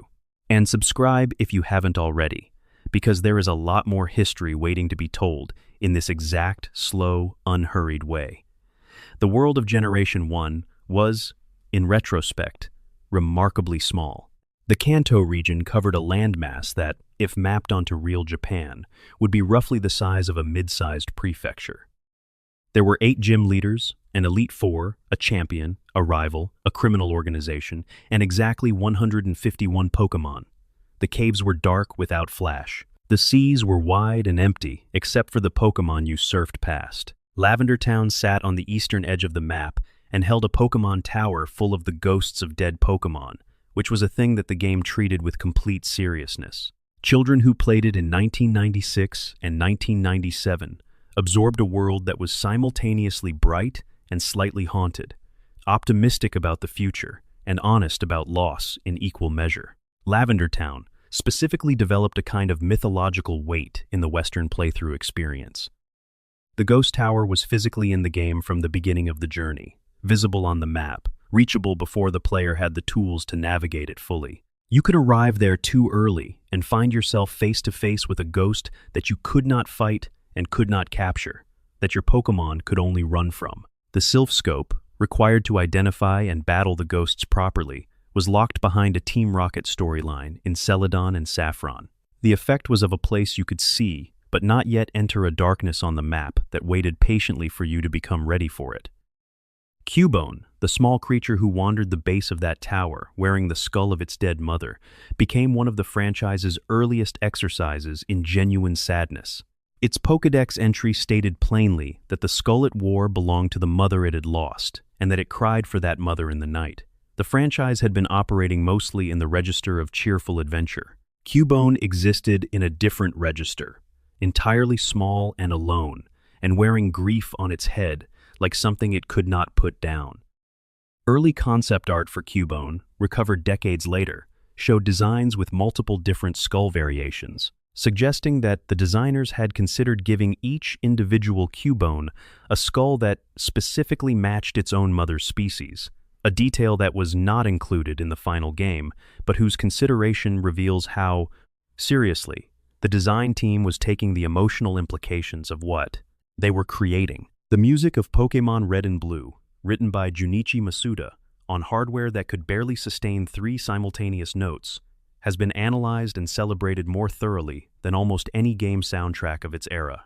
The reason is not technical complexity. The reason is that Masuda understood exactly what each piece of music needed to do emotionally and executed that understanding with extraordinary precision given his constraints. The Lavender Town music, designed to feel unsettling in a way that communicated grief rather than danger, was constructed with specific tonal intervals that produced dissonance when heard through the Game Boy's speaker.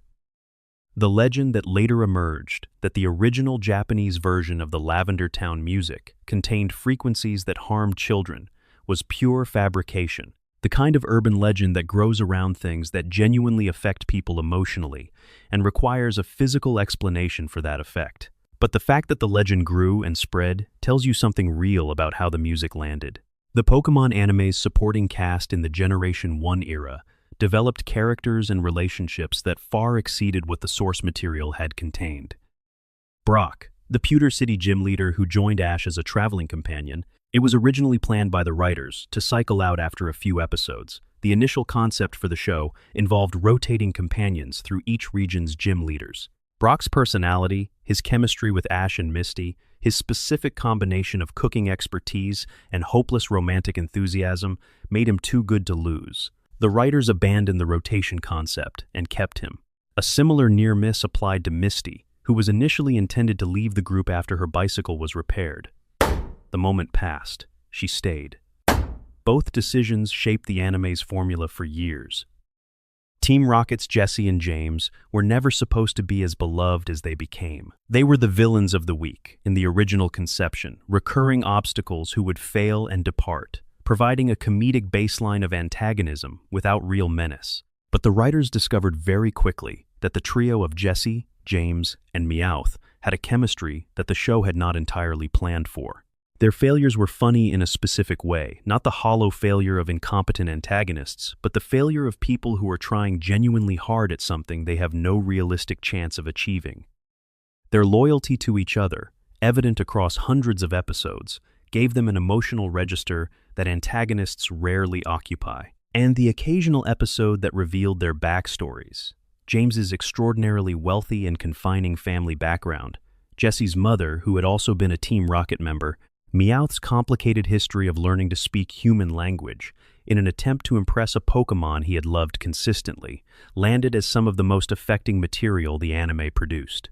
The Safari Zone, introduced in the Generation 1 games as a special catching area in Fuchsia City, drew its design inspiration directly from Satoshi Tajiri's childhood experience of observing wildlife, the experience of watching rather than fighting, of using bait and patience rather than force. Players were given a limited number of safari balls and a limited number of steps and told to find and catch specific rare Pokémon through a system of rock throwing and bait laying rather than battle. The throwing rocks made Pokémon more likely to flee, but more likely to stay in a ball if caught. Throwing bait made them more likely to stay, but less likely to enter a ball. The developers confirmed in an interview years later that the mechanic was mostly designed to add chaos and unpredictability rather than a deep strategic system. The math was counterintuitive. The optimal play, not obvious, and the intended feeling was the unpredictability of encountering something wild and not being able to fully control the outcome. It was, in essence, a digital recreation of the experience of trying to catch an insect that would not hold still. The design process for Generation 2's 100 new Pokémon was shaped by a conscious effort to extend the world's mythology in directions the first generation had gestured toward without fully exploring. Heracross, the large blue beetle Pokémon who appeared in southern Johto's trees, clinging to bark and feeding on honey, was the most direct tribute to Satoshi Tajiri's childhood love of insects. A fighting-type rhinoceros beetle rendered with the dignity and strength that Tajiri had always attributed to the creatures he had collected as a boy. Heracross was not elegant, or mysterious, or sad in the way many Pokémon were. It was simply strong and honest in its existence, a beetle that loved honey and competed for it without pretense. Scyther, the steel and bug-type evolution of Scyther, demonstrated a principle that Generation 2 explored more thoroughly than any previous generation, that evolution could be not just an increase in power, but a change in kind, a transformation of something already impressive into something fundamentally different. Scyther was fast, and blade-armed, and sharp. Scyther was armored, and precise, and deliberate. They shared design DNA but occupied different emotional registers. The evolutionary connection between them felt like a genuine biological relationship rather than a simple power upgrade, which was the direction the best evolutionary families in the franchise always pursued. Marill's famous pre-release misidentification as Pika Blue was the most visible instance of a broader cultural phenomenon that defined the early Pokémon fandom, the generation of false information around the edges of genuine information, the filling of gaps in knowledge with enthusiastic invention. Before the internet had made fact-checking easy, the spaces between confirmed details about upcoming games were filled by children who heard things from other children, who had heard things from other children, each retelling, adding, or altering details, producing an oral tradition of false Pokémon lore that was often more vivid and emotionally resonant than the actual games. Pika Blue, supposedly a blue version of Pikachu, supposedly accessible through a special code, supposedly known to people in Japan, was not real. But the desire that generated the rumor was entirely real, and it pointed towards something important about what the franchise's audience wanted. Not just more Pokémon, but more specifically more Pokémon like Pikachu, more of the specific emotional register that Pikachu occupied. The Celebi distribution, the event Pokémon for Generation 2, who never received an official in-game distribution in the original Gold and Silver, became a kind of running wound in the franchise's history. Celebi, a small green time-traveling fairy Pokémon with an air of impossible sweetness, was coded into the games, its existence confirmed in their data, its presence hinted at by in-game text and NPCs. Players who obtained it through hacking or hardware tricks could use it normally. Players who waited for an official distribution waited years. In North America, no official distribution ever came for the Generation 2 games at all. Heart Gold and Soul Silver, released a decade later, finally provided Celebi to players who connected through the Pokémon Wi-Fi connection and met specific criteria. By then, many of the players who had waited had been waiting for a decade. The Kimono Girls, 5 sisters encountered across multiple cities in Johto, who were eventually revealed to serve as ceremonial custodians of the legendary Ho-Oh and Lugia, represented a different kind of character ambition than the franchise had previously attempted. Each sister had a different Eevee evolution, each encounter built toward the eventual revelation of their true role. They were side characters with a fully developed internal logic to their appearances, whose significance only became clear across the entire length of the game. Finding the final Kimono Girls performance in Ecritique's theater, and then meeting all five together at the bell tower for the summoning of Ho-Oh was a payoff that required patience to reach the game, rewarding the player for having been attentive enough to remember each encounter across dozens of hours of gameplay. The Johto starter Pokemon's final evolutions, Meganium, Typhlosion, and Feraligatr, all arrived with move pools that the competitive community found disappointing relative to their designs and stat distributions. Typhlosion in particular, despite a strong special attack stat and a beautiful final design, was let down by the absence of a strong fire-type special move for much of its competitive life. These gaps in utility did not diminish the love players had for their Johto starters. The emotional connection formed through the journey mattered more than the competitive spreadsheet, but they illustrate the way in which the franchise's design process, still in its early stages of understanding competitive implications, sometimes produced creatures whose mechanical implementation fell short of their visual and narrative promise. The Game Boy Advance era represented the franchise's first encounter with what would become a recurring tension in its commercial structure: the question of which hardware generation to develop for and what to do about the players left behind on older systems. Game Boy Advance games were not backward compatible with Game Boy Color software. A player who had invested years in Gold and Silver, who had a full living dex in their cartridge, who had raised a team across hundreds of hours of play, that player's investment was not directly transferable to Ruby and Sapphire. The games existed in hardware-separated worlds that could only communicate through elaborate, multi-game processes involving Fire Red and Leaf Green as intermediaries, and even those processes were limited by what the PAL Park migration system allowed. The discussion about this disconnect has never fully ended within the franchise's community. There is a contingent of players who regard it as the original franchise sin, the moment when the promise of a connected world with a continuously transferable collection was first broken in a way that would be partially repeated in Clough, the Sword and Shield era. And there is a contingent who regard it as the correct decision, arguing that the emotional investment in new Pokémon requires the absence of old ones to lean on, that Trico and Absol and Milotic needed the space that disconnection created to become genuinely beloved rather than merely adequate. Both positions contain real observations about how emotional investment in franchise properties works. Absol was the Generation 3 Pokémon, most defined by a misunderstanding encoded in its very design.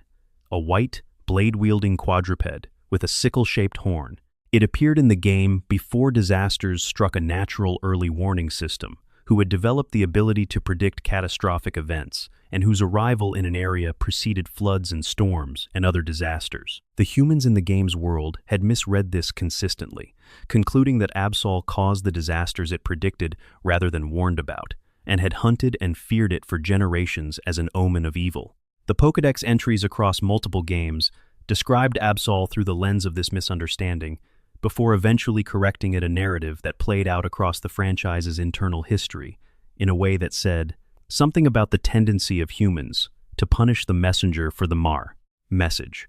Absol became one of the franchise's most beloved Pokémon for exactly this combination of beautiful design and specific, relatable injustice. Jirachi, the Steel and Psychic-type Wish Pokémon, who slept inside a comet for 1,000 years and woke for a single week every millennium, was the Generation 3 mythical whose emotional register was the most purely fairy tale. It granted wishes, it slept. The 7th Pokémon movie organized itself around the specific tragedy of what happens when you encounter a creature who can grant your most desperate wish at the cost of its own freedom, and whether the wish is worth the price it requires of the wisher. The film was quieter and more emotionally measured than most franchise movies, and its central relationship between Jirachi and a child who knew it for only a week before returning it to its comet sleep carried a genuine elegance. The contest hall system introduced in Ruby and Sapphire deserves more credit than competitive discussion typically gives it. The contest's beauty, cuteness, coolness, cleverness, toughness were a complete alternate engagement system that used the same Pokémon but measured them entirely differently. The combination of Pokéblock feeding, move selection, appeal ordering during performances, And audience reading created a system of surprising depth that appealed to a portion of the player base who had never been particularly interested in battles. Contest-winning Pokémon required entirely different optimization than battle-oriented Pokémon. The Master Rank ribbon, attached to a contest champion Pokémon, was proof of a different kind of mastery than the battle facilities offered, and players who pursued it did so with the same seriousness that competitive battlers brought to their own work. The secret base system, allowing players to find hidden spaces in the world and furnish them with purchased furniture and decorations, then share the base's location with other players through the Mix Records feature, was an early social creativity mechanic that the franchise has never quite replicated. Your secret base was yours in a way that most in-game content was not. You chose its location. You chose its layout. You chose the dolls and mats and toys and TV props that filled it. And when other players visited through Mix Records connectivity, they encountered your creative choices rather than a standardized game space. It was primitive social expression in a game that had not been designed as a social media platform, and it worked precisely because of its primitivity. The constraints were so narrow that every choice carried weight. The music of Diamond and Pearl represented Junichi Masuda's most ambitious compositional work to that point in the franchise's history. The Nintendo DS's sound hardware was significantly more capable than the Game Boy Advance's, and Masuda used the expanded capability to write music that was both more tonally rich and more emotionally nuanced than anything in the previous games. The Sinnoh route themes had a quality of scale. They sounded like the outdoors, like wide mountain spaces and deep forest, and the particular quietness of snow-covered paths that the franchise's music had always aspired to, but had previously been constrained from fully achieving. Cynthia's Champion Battle theme, with its opening piano statement and its eventual full orchestral reach, became one of the most beloved and frequently covered pieces of music in franchise history. The final notes of that theme, when the last Pokémon fell, had a quality of genuine arrival of something having been completed that mattered. Cynthia herself, the champion of Sinnoh, became a franchise character of enormous, enduring popularity for reasons that were partly her visual design, partly the difficulty of her actual team, her Garchomp, a fast and powerful dragon and ground type, whose stat distribution and move pool made it one of the most potent threats in the competitive meta for years, was carried by an unexpected Pokémon in what players might expect to be a straightforward, concluding challenge, and partly the sense she conveyed of having earned her position through genuine intellectual curiosity about Pokémon. Mythology. Her subplot involvement in the Celestic Town ruins, her grandmother's archaeological work, her own understanding of Sinnoh's legendary lore, all of it gave her a character depth that most champions had not been offered. Giratina, the third member of the Creation Trio, alongside Dialga and Palkia, occupied a strange position in the game's mythology. A creature banished to the distortion world for violent behavior, an entity whose existence was organized around antimatter, and the opposite of the physical laws that governed the world its counterparts represented. Its design was extraordinary, a black and gold serpentine dragon with 6 legs and wing-like appendages, whose altered form on the surface world and origin form in the distortion world were so visually different that they occupied entirely separate emotional registers. Giratina's banishment, coded into the game's mythology as a consequence of unbridled violence, gave the Creation Trio a moral dimension.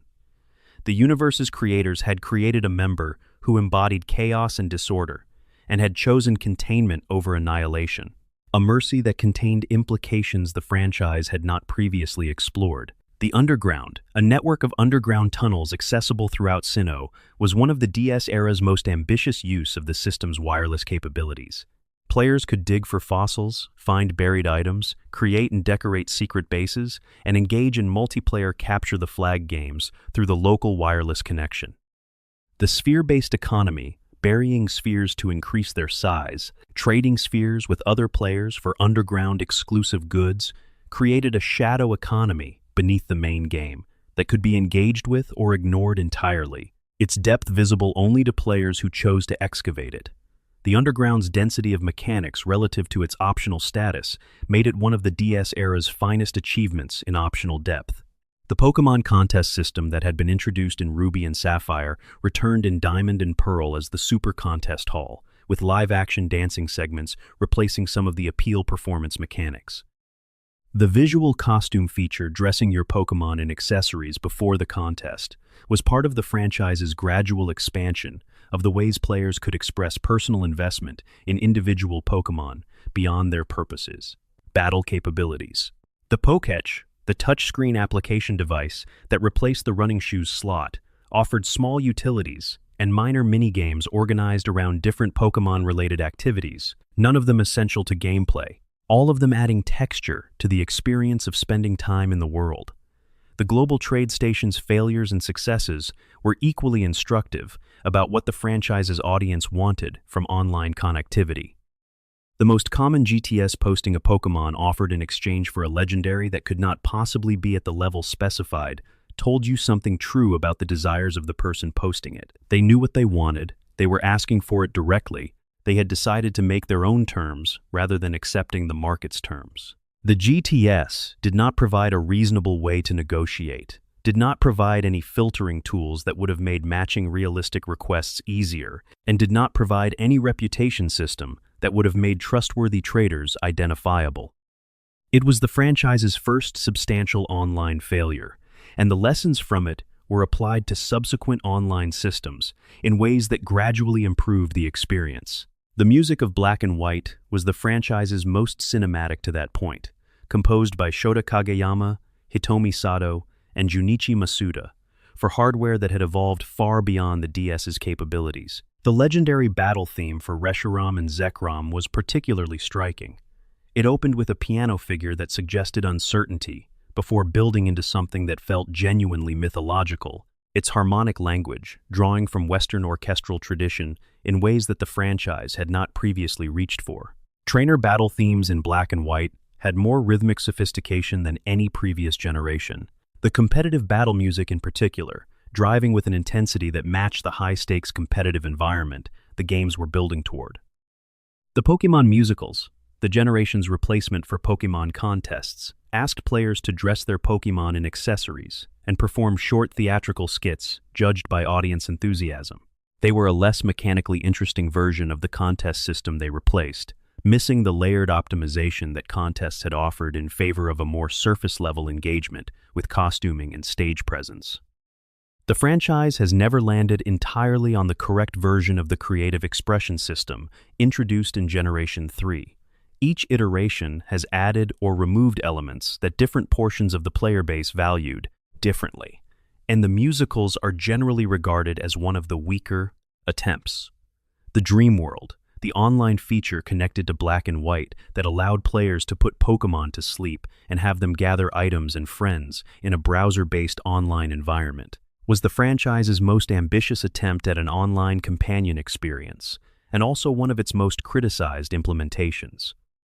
The content was slow to load, dependent on a Flash-based browser interface, and required daily maintenance that most players found burdensome rather than engaging. Hidden abilities. The abilities that Pokémon could only obtain through Dream World were genuinely valuable competitive assets, making the Dream World mechanically important while being experientially frustrating. Its eventual shutdown, and the resulting permanent loss of the only legal source of certain hidden abilities for their time, left a gap in the competitive meta that was only filled when Gen 6 introduced Friend Safari as an alternative path. The rivals of Black and White, Cheren and Bianca, represented a different approach to the rival character than the franchise had previously attempted. Cheren was a perfectionist who wanted to become stronger above all things, whose arc traced the realization that wanting to win is not the same as knowing why winning matters. Bianca was uncertain and easily discouraged, whose arc traced the realization that a person's path does not have to match anyone else's expectations to be valid. Neither was particularly threatening as a battler by the late game. Both were designed with narrative arcs rather than competitive challenge in mind, but both gave the story texture that purely combative rivals had not provided. Team Plasma's visual design was one of the most striking villain organization aesthetics in franchise history. Medieval knights in white armor, organized in a way that suggested religious order more than criminal enterprise, visually out of time in the modern world of Unova, in a way that felt deliberate and significant. Their combination of sincere idealism at the base level and cynical manipulation at the top, was the franchise's most sophisticated representation of how organizations that begin with genuine values can become vehicles for the people who exploit them. The plasma grunts, who actually believed N's argument about Pokémon liberation, were not mocked or dismissed the game, treated them as people who had been given a genuinely good reason to believe something before discovering that the reason had been manufactured to serve a purpose they would have found abhorrent. The story of N's castle, the enormous structure that rose from the ground in the final approach to the Pokémon League, revealing that Team Plasma had been building their endgame infrastructure beneath the players' feet throughout the entire journey, was one of the franchise's most effective structural surprises. The castle was not telegraphed early enough to be expected, but its existence was coherent enough to feel earned rather than arbitrary. It changed the feel of the ending entirely, turning what would have been a straightforward Elite Four and Champion challenge into something with the weight of an actual confrontation between worldviews. And the detail of N's room inside the castle, lined with toys, with the remnants of a childhood deliberately designed to be isolated from human warmth, gave his backstory physical evidence that made it real in a way that backstory delivered through dialogue alone rarely achieves. The Friend Safari, introduced in X and Y as an online feature allowing players to access routes populated by Pokémon with higher than normal IV distributions and hidden abilities tied to the friend's Pokémon type, was one of the more successful implementations of social design in the franchise's history. It made having 3DS friends mechanically valuable. It provided a reason to expand social networks beyond immediate friends, to strangers willing to share friend codes, and it created a secondary market of Friend Safari trading communities online, where players sought out specific safaris containing specific Pokémon they needed. The feature was elegant because it turned existing social infrastructure, the 3DS friend list, into a game mechanic that required no additional servers or connectivity beyond what was already present. The Pokémon Bank, launched with X and Y, was the franchise's first cloud storage system, a paid subscription service allowing players to deposit Pokémon and access them from any game compatible with the service. Its architecture was simple, but its cultural significance was substantial. It was the first acknowledgement by Nintendo and the Pokémon Company that players' accumulated collections had value that deserved preservation across hardware generations. A player who had spent years breeding and training Pokémon no longer had to worry about losing them when they moved to new hardware, provided they maintained their bank subscription. The emotional meaning of this was considerable for players who had lost saves and therefore Pokémon to dead batteries, cartridge failures, and console theft in previous generations. Pokémon Bank's eventual sunset in 2024, when Nintendo ended its 3DS online services and gave players a final window to transfer or lose whatever they still had stored, produced a wave of melancholy that was entirely disproportionate to the practical stakes. Players who had not touched their banks in years returned to check what was there. Teams built years ago for games long since traded away were transferred forward or left behind. The specific grief of a Pokémon that had been carefully raised and then stored, and then existed in the cloud for years, being finally unreachable, had a quality that was partly about the Pokémon and partly about the time they represented. The person who had raised them, the age they were when they did it, the hours spent in worlds that no longer ran on currently manufactured hardware. The trainer customization, introduced in X and Y, though limited by contemporary standards, opened a conversation about player representation that the franchise has continued to expand in every subsequent generation. The ability to choose a skin tone, initially limited but present, gave players whose complexions were not the pale default of previous protagonists a reason to feel seen in the world they were inhabiting. Hair color choices, eye color, clothing options that could be mixed and matched. All of these were small expansions of agency in a game context where the player character had previously been defined entirely by the story's needs rather than the player's preferences. Each subsequent generation expanded the options further, and the direction of travel has been consistently toward more diversity of representation. Lysandre, Team Flare's leader, was designed around a specific kind of political philosophy, the belief that the world's resources were finite, that human population growth would inevitably consume those resources, and that the correct response was to reduce the human population dramatically, to restore the world's beauty and balance. His aesthetics were those of extreme luxury and high fashion, and the contrast between his comfort and his mass casualty plans was deliberate. The franchise was presenting a specific archetype, the wealthy person who has decided that their own continued comfort requires the elimination of the people whose existence inconveniences that comfort. It was not subtle. It was not designed to be subtle. The franchise had graduated to villains who embodied something real and specific about human moral failure, rather than simply performing evil for the sake of the narrative. Greninja's journey from starter evolution in X and Y to fan-chosen Super Smash Bros. Fighter to canonically special Ash's Greninja.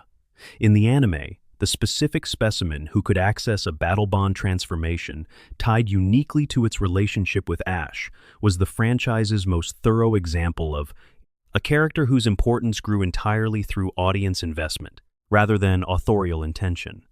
Game Freak did not design Greninja to be Ash's iconic partner. The fans chose it. Nintendo acknowledged the choice and built on it. The result was a Pokémon whose narrative importance in the anime era, immediately following X and Y, exceeded that of any other recent edition, simply because it had been selected by the audience for the specific quality that the audience found most compelling about it. The tutorial criticism leveled at Sun and Moon was legitimate and pointed toward a real tension in franchise design that has never been fully resolved. Games that want to attract genuinely new players, people who have never held a Game Boy or a DS or known what a type matchup was, need to explain things that returning players have known for 20 years. But the explanation cannot be made conditional without creating a confusing interface problem. And the tutorial length that Sun and Moon chose nearly an hour before the player had genuine agency over movement and decision-making was genuinely punishing for players who already knew everything being explained, had arrived for the game itself rather than a refresher course on its concepts. The Island Kahuna fights, which served as the generation's climactic battles at the end of each island's trial chain, were among the best-designed boss encounters in the franchise's history. Each Kahuna had a team built around their island's culture and ecology, and each arrived at a narrative moment that felt earned rather than inserted. Hapu, the Kahuna of Pony Island, was a young woman who had only recently ascended to the position following her grandfather's death, and who was still growing into the role's requirements. Her team was the most personally curated of the four, her battle the most emotionally loaded. The fact that she existed as a character and an obstacle simultaneously, that her difficulty was inseparable from her meaning, was one of the generation's finest examples of mechanical and narrative integration. The Poképelago, the collection of islands where your boxed Pokémon could engage in activities exploring caves, training in wild areas, hot spring soaking, was the generation's most successful idle mechanic. It turned the experience of Pokémon sitting in storage from purely passive, waiting into participation in ongoing activities that produced real benefits for the player. Pokémon who had been boxed for years could spend that time gathering items, or training their stats, or finding wild Pokémon to join the player's team. The system required no active engagement from the player, beyond setting it up and checking in occasionally, which made it feel like a reward for the passage of real time, rather than a demand on limited attention. Necrozma, the generation's deepest legendary mystery, was introduced in Sun and Moon as an apparently benign, optional encounter, and gradually revealed across the enhanced games, Ultra Sun and Ultra Moon, as something far more significant, a creature who had been the original source of light in the ultra space and had been fractured somehow, reduced to a fragment of its original state, desperate for light energy in ways that the player could eventually understand as loss rather than malice.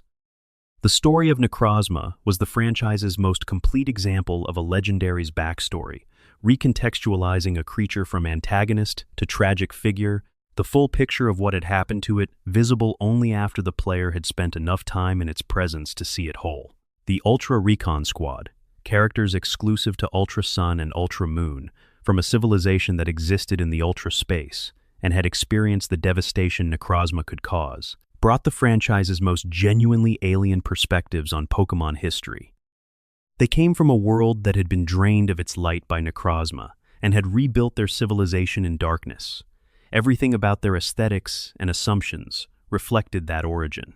Meeting them as visitors to Alola, watching them navigate a world full of casual daylight as something they had never experienced before, gave the generation a cross-dimensional cultural exchange that the franchise had gestured toward with Ultra Beasts but had not previously developed into full characters. The mythological framework of Sun and Moon, the Tapas, as guardian deities of each island, the Altar of the Sunne and Altar of the Moon as sacred spaces where legendary Pokémon could be called. The cosmological relationship between the Ultra Space and the physical world was the most elaborate sacred geography the franchise had constructed since Sinnoh's Three Lakes and Creation Trio. Each island had its own guardian, its own traditions, its own relationship to the supernatural.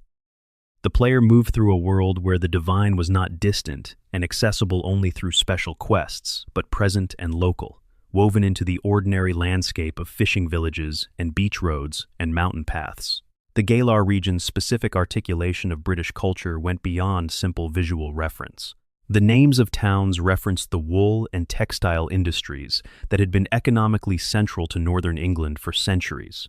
Modostoke, Hammerlock, Circhester all evoked the industrial and medieval heritage of specific English regional identities. The wild area's geography, moving from the industrial environs of Modostoke through the pastoral land around Stowonside to the more ancient and wind-swept terrain around the frozen lake near Circhester, traced a northward movement through types of English landscape that visitors to England would recognize as immediately specific rather than generically European. Chairman Rose, the game's actual villain who revealed himself in the story's final section, was a more effective representative of a specific failure mode than he is typically given credit for.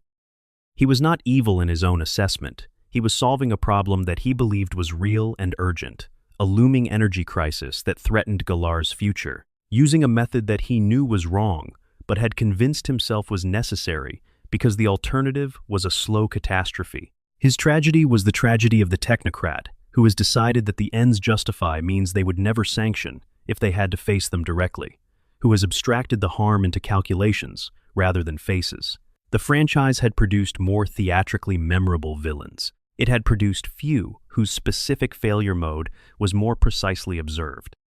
Hop, as a rival character, was one of the franchise's most compassionate character designs. He was defined by his relationship to being in the shadow of his exceptional older brother Leon, by the specific pain of caring about something and not being naturally gifted at it, by the journey from desperate overcorrection to genuine self-understanding.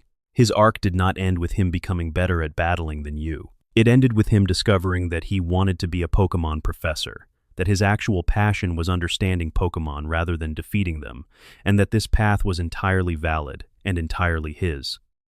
For players who had grown up feeling like they were not the talented one, not the natural, not the person everyone expected, great things from Hop's story landed with a precision that Leon's would not have. The DLC's Crown Tundra in particular represented a vision of what post-game Pokémon content could be at its best. The Dynamax Adventures mechanic, renting a team of Pokémon, and navigating through a series of raid encounters with strangers or friends before facing a legendary creature, at the end, was a genuinely new way to interact with the Mon franchise's accumulated history of legendary Pokémon. Meeting Mewtwo or Kyogre or Rayquaza through this mechanic, having arrived at the encounter through a sequence of shared efforts with other players and rental Pokémon you had never trained, made the legendary battles feel earned in a different way from the simple act of encountering them in their home games. The catch rate was also significantly higher than standard legendary encounters, which meant the Crown Tundra provided something the base game had often struggled to: the actual closure of catching the thing you had been working toward. Calyrex, the High King Pokémon who served as the Crown Tundra's narrative anchor, told a story about the relationship between leadership and memory and responsibility that was more nuanced than the DLC's placement might suggest. Calyrex had been a legendary ruler of the ancient Crown Tundra, who had lost its power as the region's culture changed and its people forgot their connection to it. The quest to restore its power required finding its horse, either the spectral steed Spectrier or the ice steed Glastrier, version exclusive, and merging with it to form the combined legendary Calyrex on horseback. The story moved through the stages of how a sacred thing loses its sacredness when the people who maintained it stop believing, and what it takes to restore a relationship between a community and the things it had forgotten, it valued. It was, quietly, one of the franchise's best small myths. The Isle of Armor introduced Mustard, the retired champion of Galar who ran the dojo on the island, and who was revealed to have trained both Leon and Clara and Avery, and an enormous range of other significant figures in Galar's history. Mustard was a character designed entirely without bitterness, a person who had been exceptional, who had seen the next generation surpass him, and who had found in that surpassing not loss but fulfillment. His joy at watching his students grow was entirely genuine and entirely legible on screen, and the final dojo trial, which required battling Mustard himself at full strength, had an emotional weight that the Armor DLC's story had been carefully building toward. The decision to give the game's legendary Pokémon to the player as companions from the earliest sections of the story, rather than as rewards at the end, was a bold structural choice that paid dividends across the entire experience. Riding Miraidon or Koraidon was not a late-game privilege or a post-game reward. It was the primary mode of movement through Paldea from the beginning. The relationship you developed with your legendary companion accumulated across dozens of hours of simply traveling together, and when the story revealed the specifics of what your legendary was and what had happened to it, you had already spent far more time with it than any previous legendary had been granted before its revelation.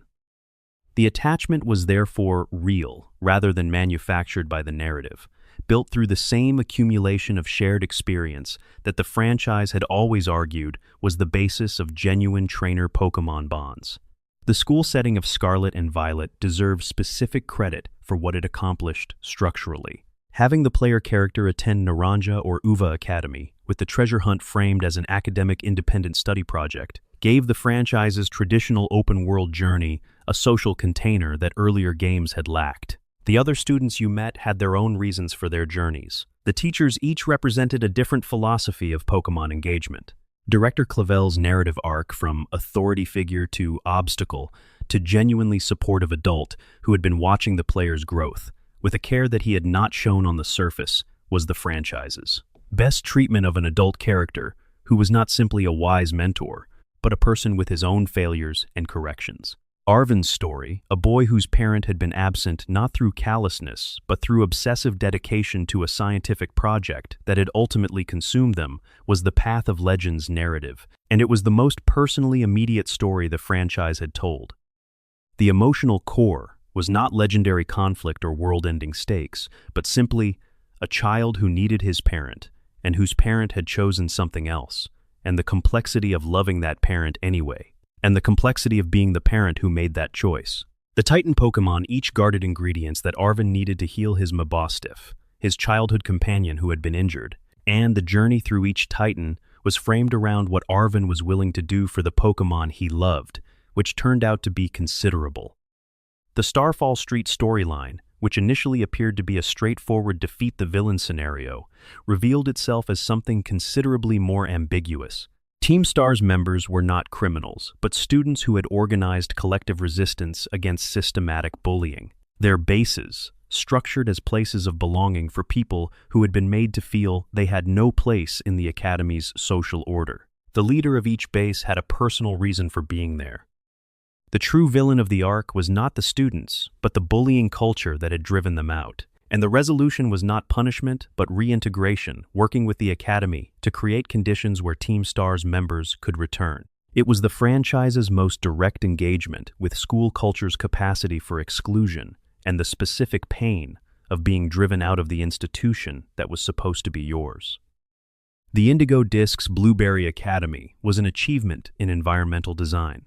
An underwater school accessed through an elevator from the seafloor, its facilities arranged around a massive biome preserve that contained simulated versions of every major habitat type from the main games.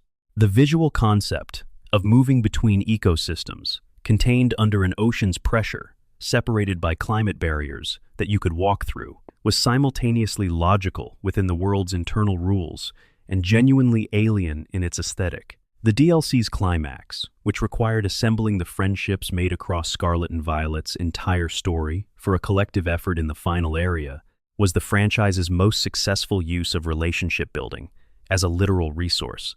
The people you had known and grown with across the entire journey were the tools, the ending required. The Pokédex entries for the Paldean and Paradox Pokémon continued the franchise's long tradition of using its encyclopedia entries as space for small, strange, sometimes dark observations about the natural world. Gimmighoul, the small ghost Pokémon who inhabited ancient coins, had entries describing its behavior of collecting coins and attaching itself to travelers in search of more. The 1,000-coin threshold required to evolve it, an artifact of the creature's specific obsession. Iron Bundle, the future form Delibird, had entries that described it as appearing from records as a robot originally built to carry packages, making the familiar bag-carrying Christmas bird into something simultaneously more mechanical and more poignant. The Pokédex entries at their best have always been small experiments in tone, brief items of natural history writing that revealed the world's strangeness without explaining it away. The question of Pokémon's longevity, not as a commercial fact but as an aesthetic achievement, is worth asking directly. Why has the franchise's core experience remained compelling across 9 generations and 28 years? The structural answer involves the franchise's unusual discipline in preserving the central mechanic, the turn-based battle, the type system, the catching and training and relationship building across every hardware generation and every graphical advancement, refusing to fundamentally alter the thing that worked in the first place, even as everything surrounding it evolved. But this structural answer does not explain the emotional one. Why does it still feel like something? The emotional answer is that the franchise has always been honest about the thing it was selling. Not power, not status, not the satisfaction of completion, though all of these were available. What it was selling, and continues to sell, is the experience of caring about something, and having that caring matter. The Pokémon in your party, the ones you chose, trained, named, carried through difficult areas, healed after close calls, became yours in a way that has no exact parallel in other games. Not because the game assigned them to you, but because you made them yours through accumulated attention. The franchise understood, from the beginning, that the most valuable thing it could offer was not a powerful creature, but a beloved one, and that the path from one to the other was simply time spent together. This understanding is directly descended from Tajiri's childhood experience of collecting insects. The specific joy he was trying to recreate was not the joy of possession, but the joy of attention, of learning a thing well enough that it began to reveal itself to you, of patience being rewarded not with a prize, but with understanding. The Pokémon that you had trained, from a level 5 starter, through 100 hours of play, was not more powerful than a traded-in legendary, but it was more yours in a way that no stat could measure, and that every player who had ever raised one understood immediately. The Pokémon anime's post-Ash era, Liko and Roy's story, in the new series beginning in 2023, represents the franchise's first attempt to build a new central protagonist after 26 years, with the same face. The early response was cautiously warm, the new characters bringing genuinely different energies and relationships to the format. The presence of Roy's Fuecoco and Liko's Sprigatito giving the series immediate visual identity. Whether these new protagonists will develop the cultural weight that Ash accumulated across his run is a question only time can answer, but the franchise's willingness to make the change rather than extend Ash indefinitely demonstrated a confidence in its own foundations, an understanding that the story it is telling is not primarily about any specific person, but about the thing that person does, which is to choose a partner, go into the world, and see what becomes possible. The competitive scene's evolution from underground enthusiasm to mainstream spectacle is one of the more remarkable stories in gaming's social history. The players who were writing strategy FAQs on early internet forums in 1999, and 2,000 players who had decoded the EV system and the IV system, and were building teams with the kind of optimization that the game's designers had not explicitly intended to enable, were the seed from which Smogon University, the video game championship circuit, and a global community of competitive players grew. The World's Championship has been held annually since 2004. The prize pool, the production quality, and the number of competing players have all grown substantially over that time. A game that was designed to be played between children on a school bus with a link cable now has a competitive meta that is analyzed with the rigor and vocabulary of professional sports. The franchise's relationship with its own nostalgia has been one of its more interesting creative challenges across the past decade. Remakes of every generation through the fourth have been produced. The Let's Go games explicitly prioritized accessibility for players who had been introduced to the franchise through Pokémon Go, rather than the mainline games. The Pokémon Presents format has become a reliable delivery mechanism for the announcement of remakes alongside new mainline content. The tension between serving players who want to revisit familiar worlds and players who want to inhabit genuinely new ones is never fully resolved. It is managed, generation by generation, with varying degrees of success and various creative strategies for honoring both desires simultaneously. The total number of Pokémon 1025, with more certain to come in Pokémon Legends ZA, and whatever generation follows. It represents a creative achievement whose scale is difficult to grasp without sitting with it for a moment. 1025 individual creature designs, each one given a name and a type and a stat distribution and a cry and a Pokédex entry and a competitive niche and a position in the franchise's visual vocabulary. 1025 things that someone drew and refined and named and gave a world to inhabit. 1025 reasons that a child somewhere in the world right now, picking up the franchise for the first time, is about to fall in love with something they have never seen before. That is the franchise's most important continuing achievement, not its revenue, not its awards, not its decades of commercial success, but the fact that it continues, in every generation, to produce the specific experience that Satoshi Tajiri was trying to recreate from his memories of a pond in Machida. The experience of searching patiently for something living, the experience of finding it, the experience of bringing it home and watching it grow, the experience of knowing it well enough that its presence, in the space between you and everything else, begins to feel like a conversation. That experience is what made the franchise. And 28 years after it began, it is still the thing that the franchise is made of. If you made it all the way through this journey from Satoshi Tajiri's childhood pond to the open fields of Paldea, thank you for spending this time here. This kind of slow, immersive storytelling is what this channel exists to provide, and knowing that someone let these words carry them through their night means everything. If you enjoyed the video, please leave a like. It genuinely helps other people find this kind of content when they need it. And if you haven't subscribed yet, that button is right there waiting for you. Rest well. The tall grass will be there in the morning. Bonus section. The hidden depths. Things that make Pokémon last. There is a reason that players return to Pokémon games long after they have finished them. Not just for new content, not just for community events, but simply to be in the worlds the games create, to walk through landscapes they have memorized and find that the familiarity is not a diminishment, but an enrichment, that knowing a place makes it more yours rather than less interesting. The franchise has always understood this, even when individual games have not fully delivered on it. The best Pokémon regions have the quality of places you genuinely remember, places where you recall the layout of a specific route, the music that played in a specific town, the feeling of arriving somewhere for the first time after a particularly difficult section. Pallet Town, Goldenrod City, Laveridge Town, Veilstone City, Lumiose City, Paniola Ranch, Hammerlock, the Grasslands, at sunset in Paldea.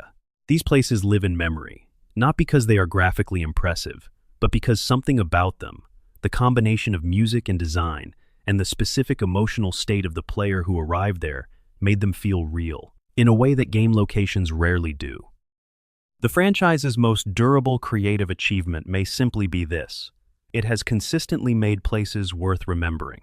Not just creatures, not just mechanics, but actual places, locations, with a feel and a texture, and a specific quality of light in the imagination that persists long after the details have faded.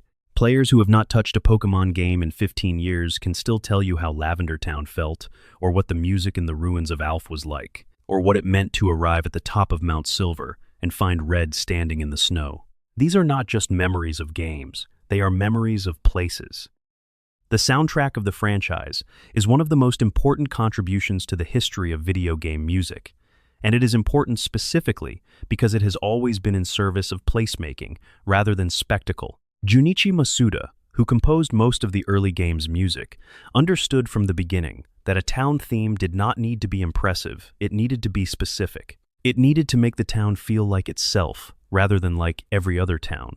The best Pokémon town themes are pieces of music that seem to have always existed in that specific location, that sound wrong if you try to imagine them playing anywhere else.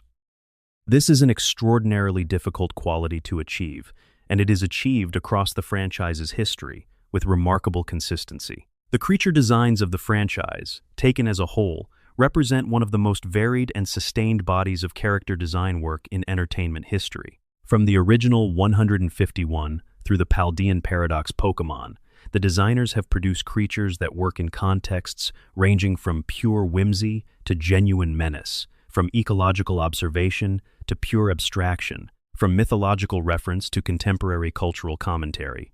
The range is extraordinary. A game world populated entirely by Pokémon would never feel tonally consistent, which is partly why the franchise works. The creatures cover so much emotional and aesthetic ground that any player can find something that speaks to exactly what they need at any given moment. The narrative of Pokémon's relationship with its own history, the way later games reference, honor, and occasionally subvert earlier ones, is one of the franchise's most sophisticated, ongoing creative projects. When Professor Kukui describes the reason Alola has trial captains rather than gym leaders, because strong trainers who came from Kanto set up the first gyms there, but Alola had its own system long before they arrived. It is a piece of world building that ties the history of the player's journey across multiple games into a coherent planetary culture. When Cynthia appears in black and white as a visitor to Unova, she brings the specific gravity of someone you fought as a champion years ago, and whose presence in a new world is both reassuring and slightly disorienting. When Red stands on Mount Silver or sits in a cafe in Sun and Moon's postgame, he carries the weight of everything the player has projected onto him across 20 years of games. The franchise handles its own mythology with a light touch that is rarer than it appears. It does not over-explain. It does not collapse every mystery into a definitive answer. The things that are left open, Cubone's relationship to Kangaskhan, the truth of missing No, the meaning of the Unknown's connection to Arceus, what Ditto's relationship to Mew actually implies, are left open precisely because their openness is more valuable than any explanation would be. A mystery that the franchise has maintained for 28 years without resolving is not a loose end. It is a feature. It is part of the ongoing invitation to the player to inhabit the world imaginatively, rather than simply to consume its contents. The relationship between the games and the anime has always been complicated and productive. The anime takes liberties with game mechanics, ignores balance considerations, gives Ash's Pikachu the ability to defeat legendaries through the power of friendship and narrative convenience. The games incorporate anime characters in fan service events, reference anime plotlines in the background of their worlds, occasionally borrow narrative elements that the anime developed. They are separate expressions of the same fundamental idea, and they have always made each other richer rather than redundant. A player who comes to the games from the anime finds a deeper and more mechanically rich version of the world they already love. A player who comes to the anime from the games finds the world they know animated and given voices and given emotions that the silence of game protagonists could not express. The trading card game's position as the franchise's most financially significant expression is worth sitting with for a moment. The cards have outlasted the hardware multiple times.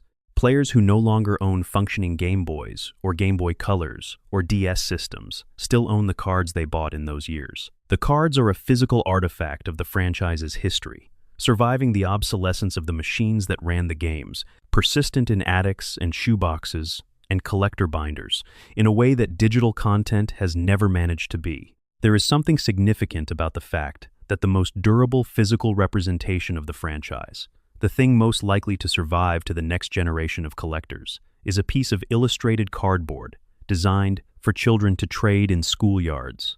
The scale of the art that exists across the franchise's card history is genuinely extraordinary.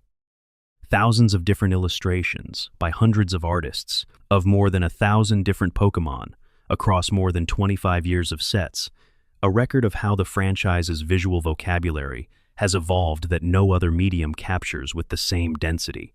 The franchise's future, whatever specific form it takes, seems likely to continue expanding in two directions simultaneously. Deeper into the specific ecological and action-oriented direction that Legends Arceus established, and further into the open-world architecture that Scarlet and Violet completed.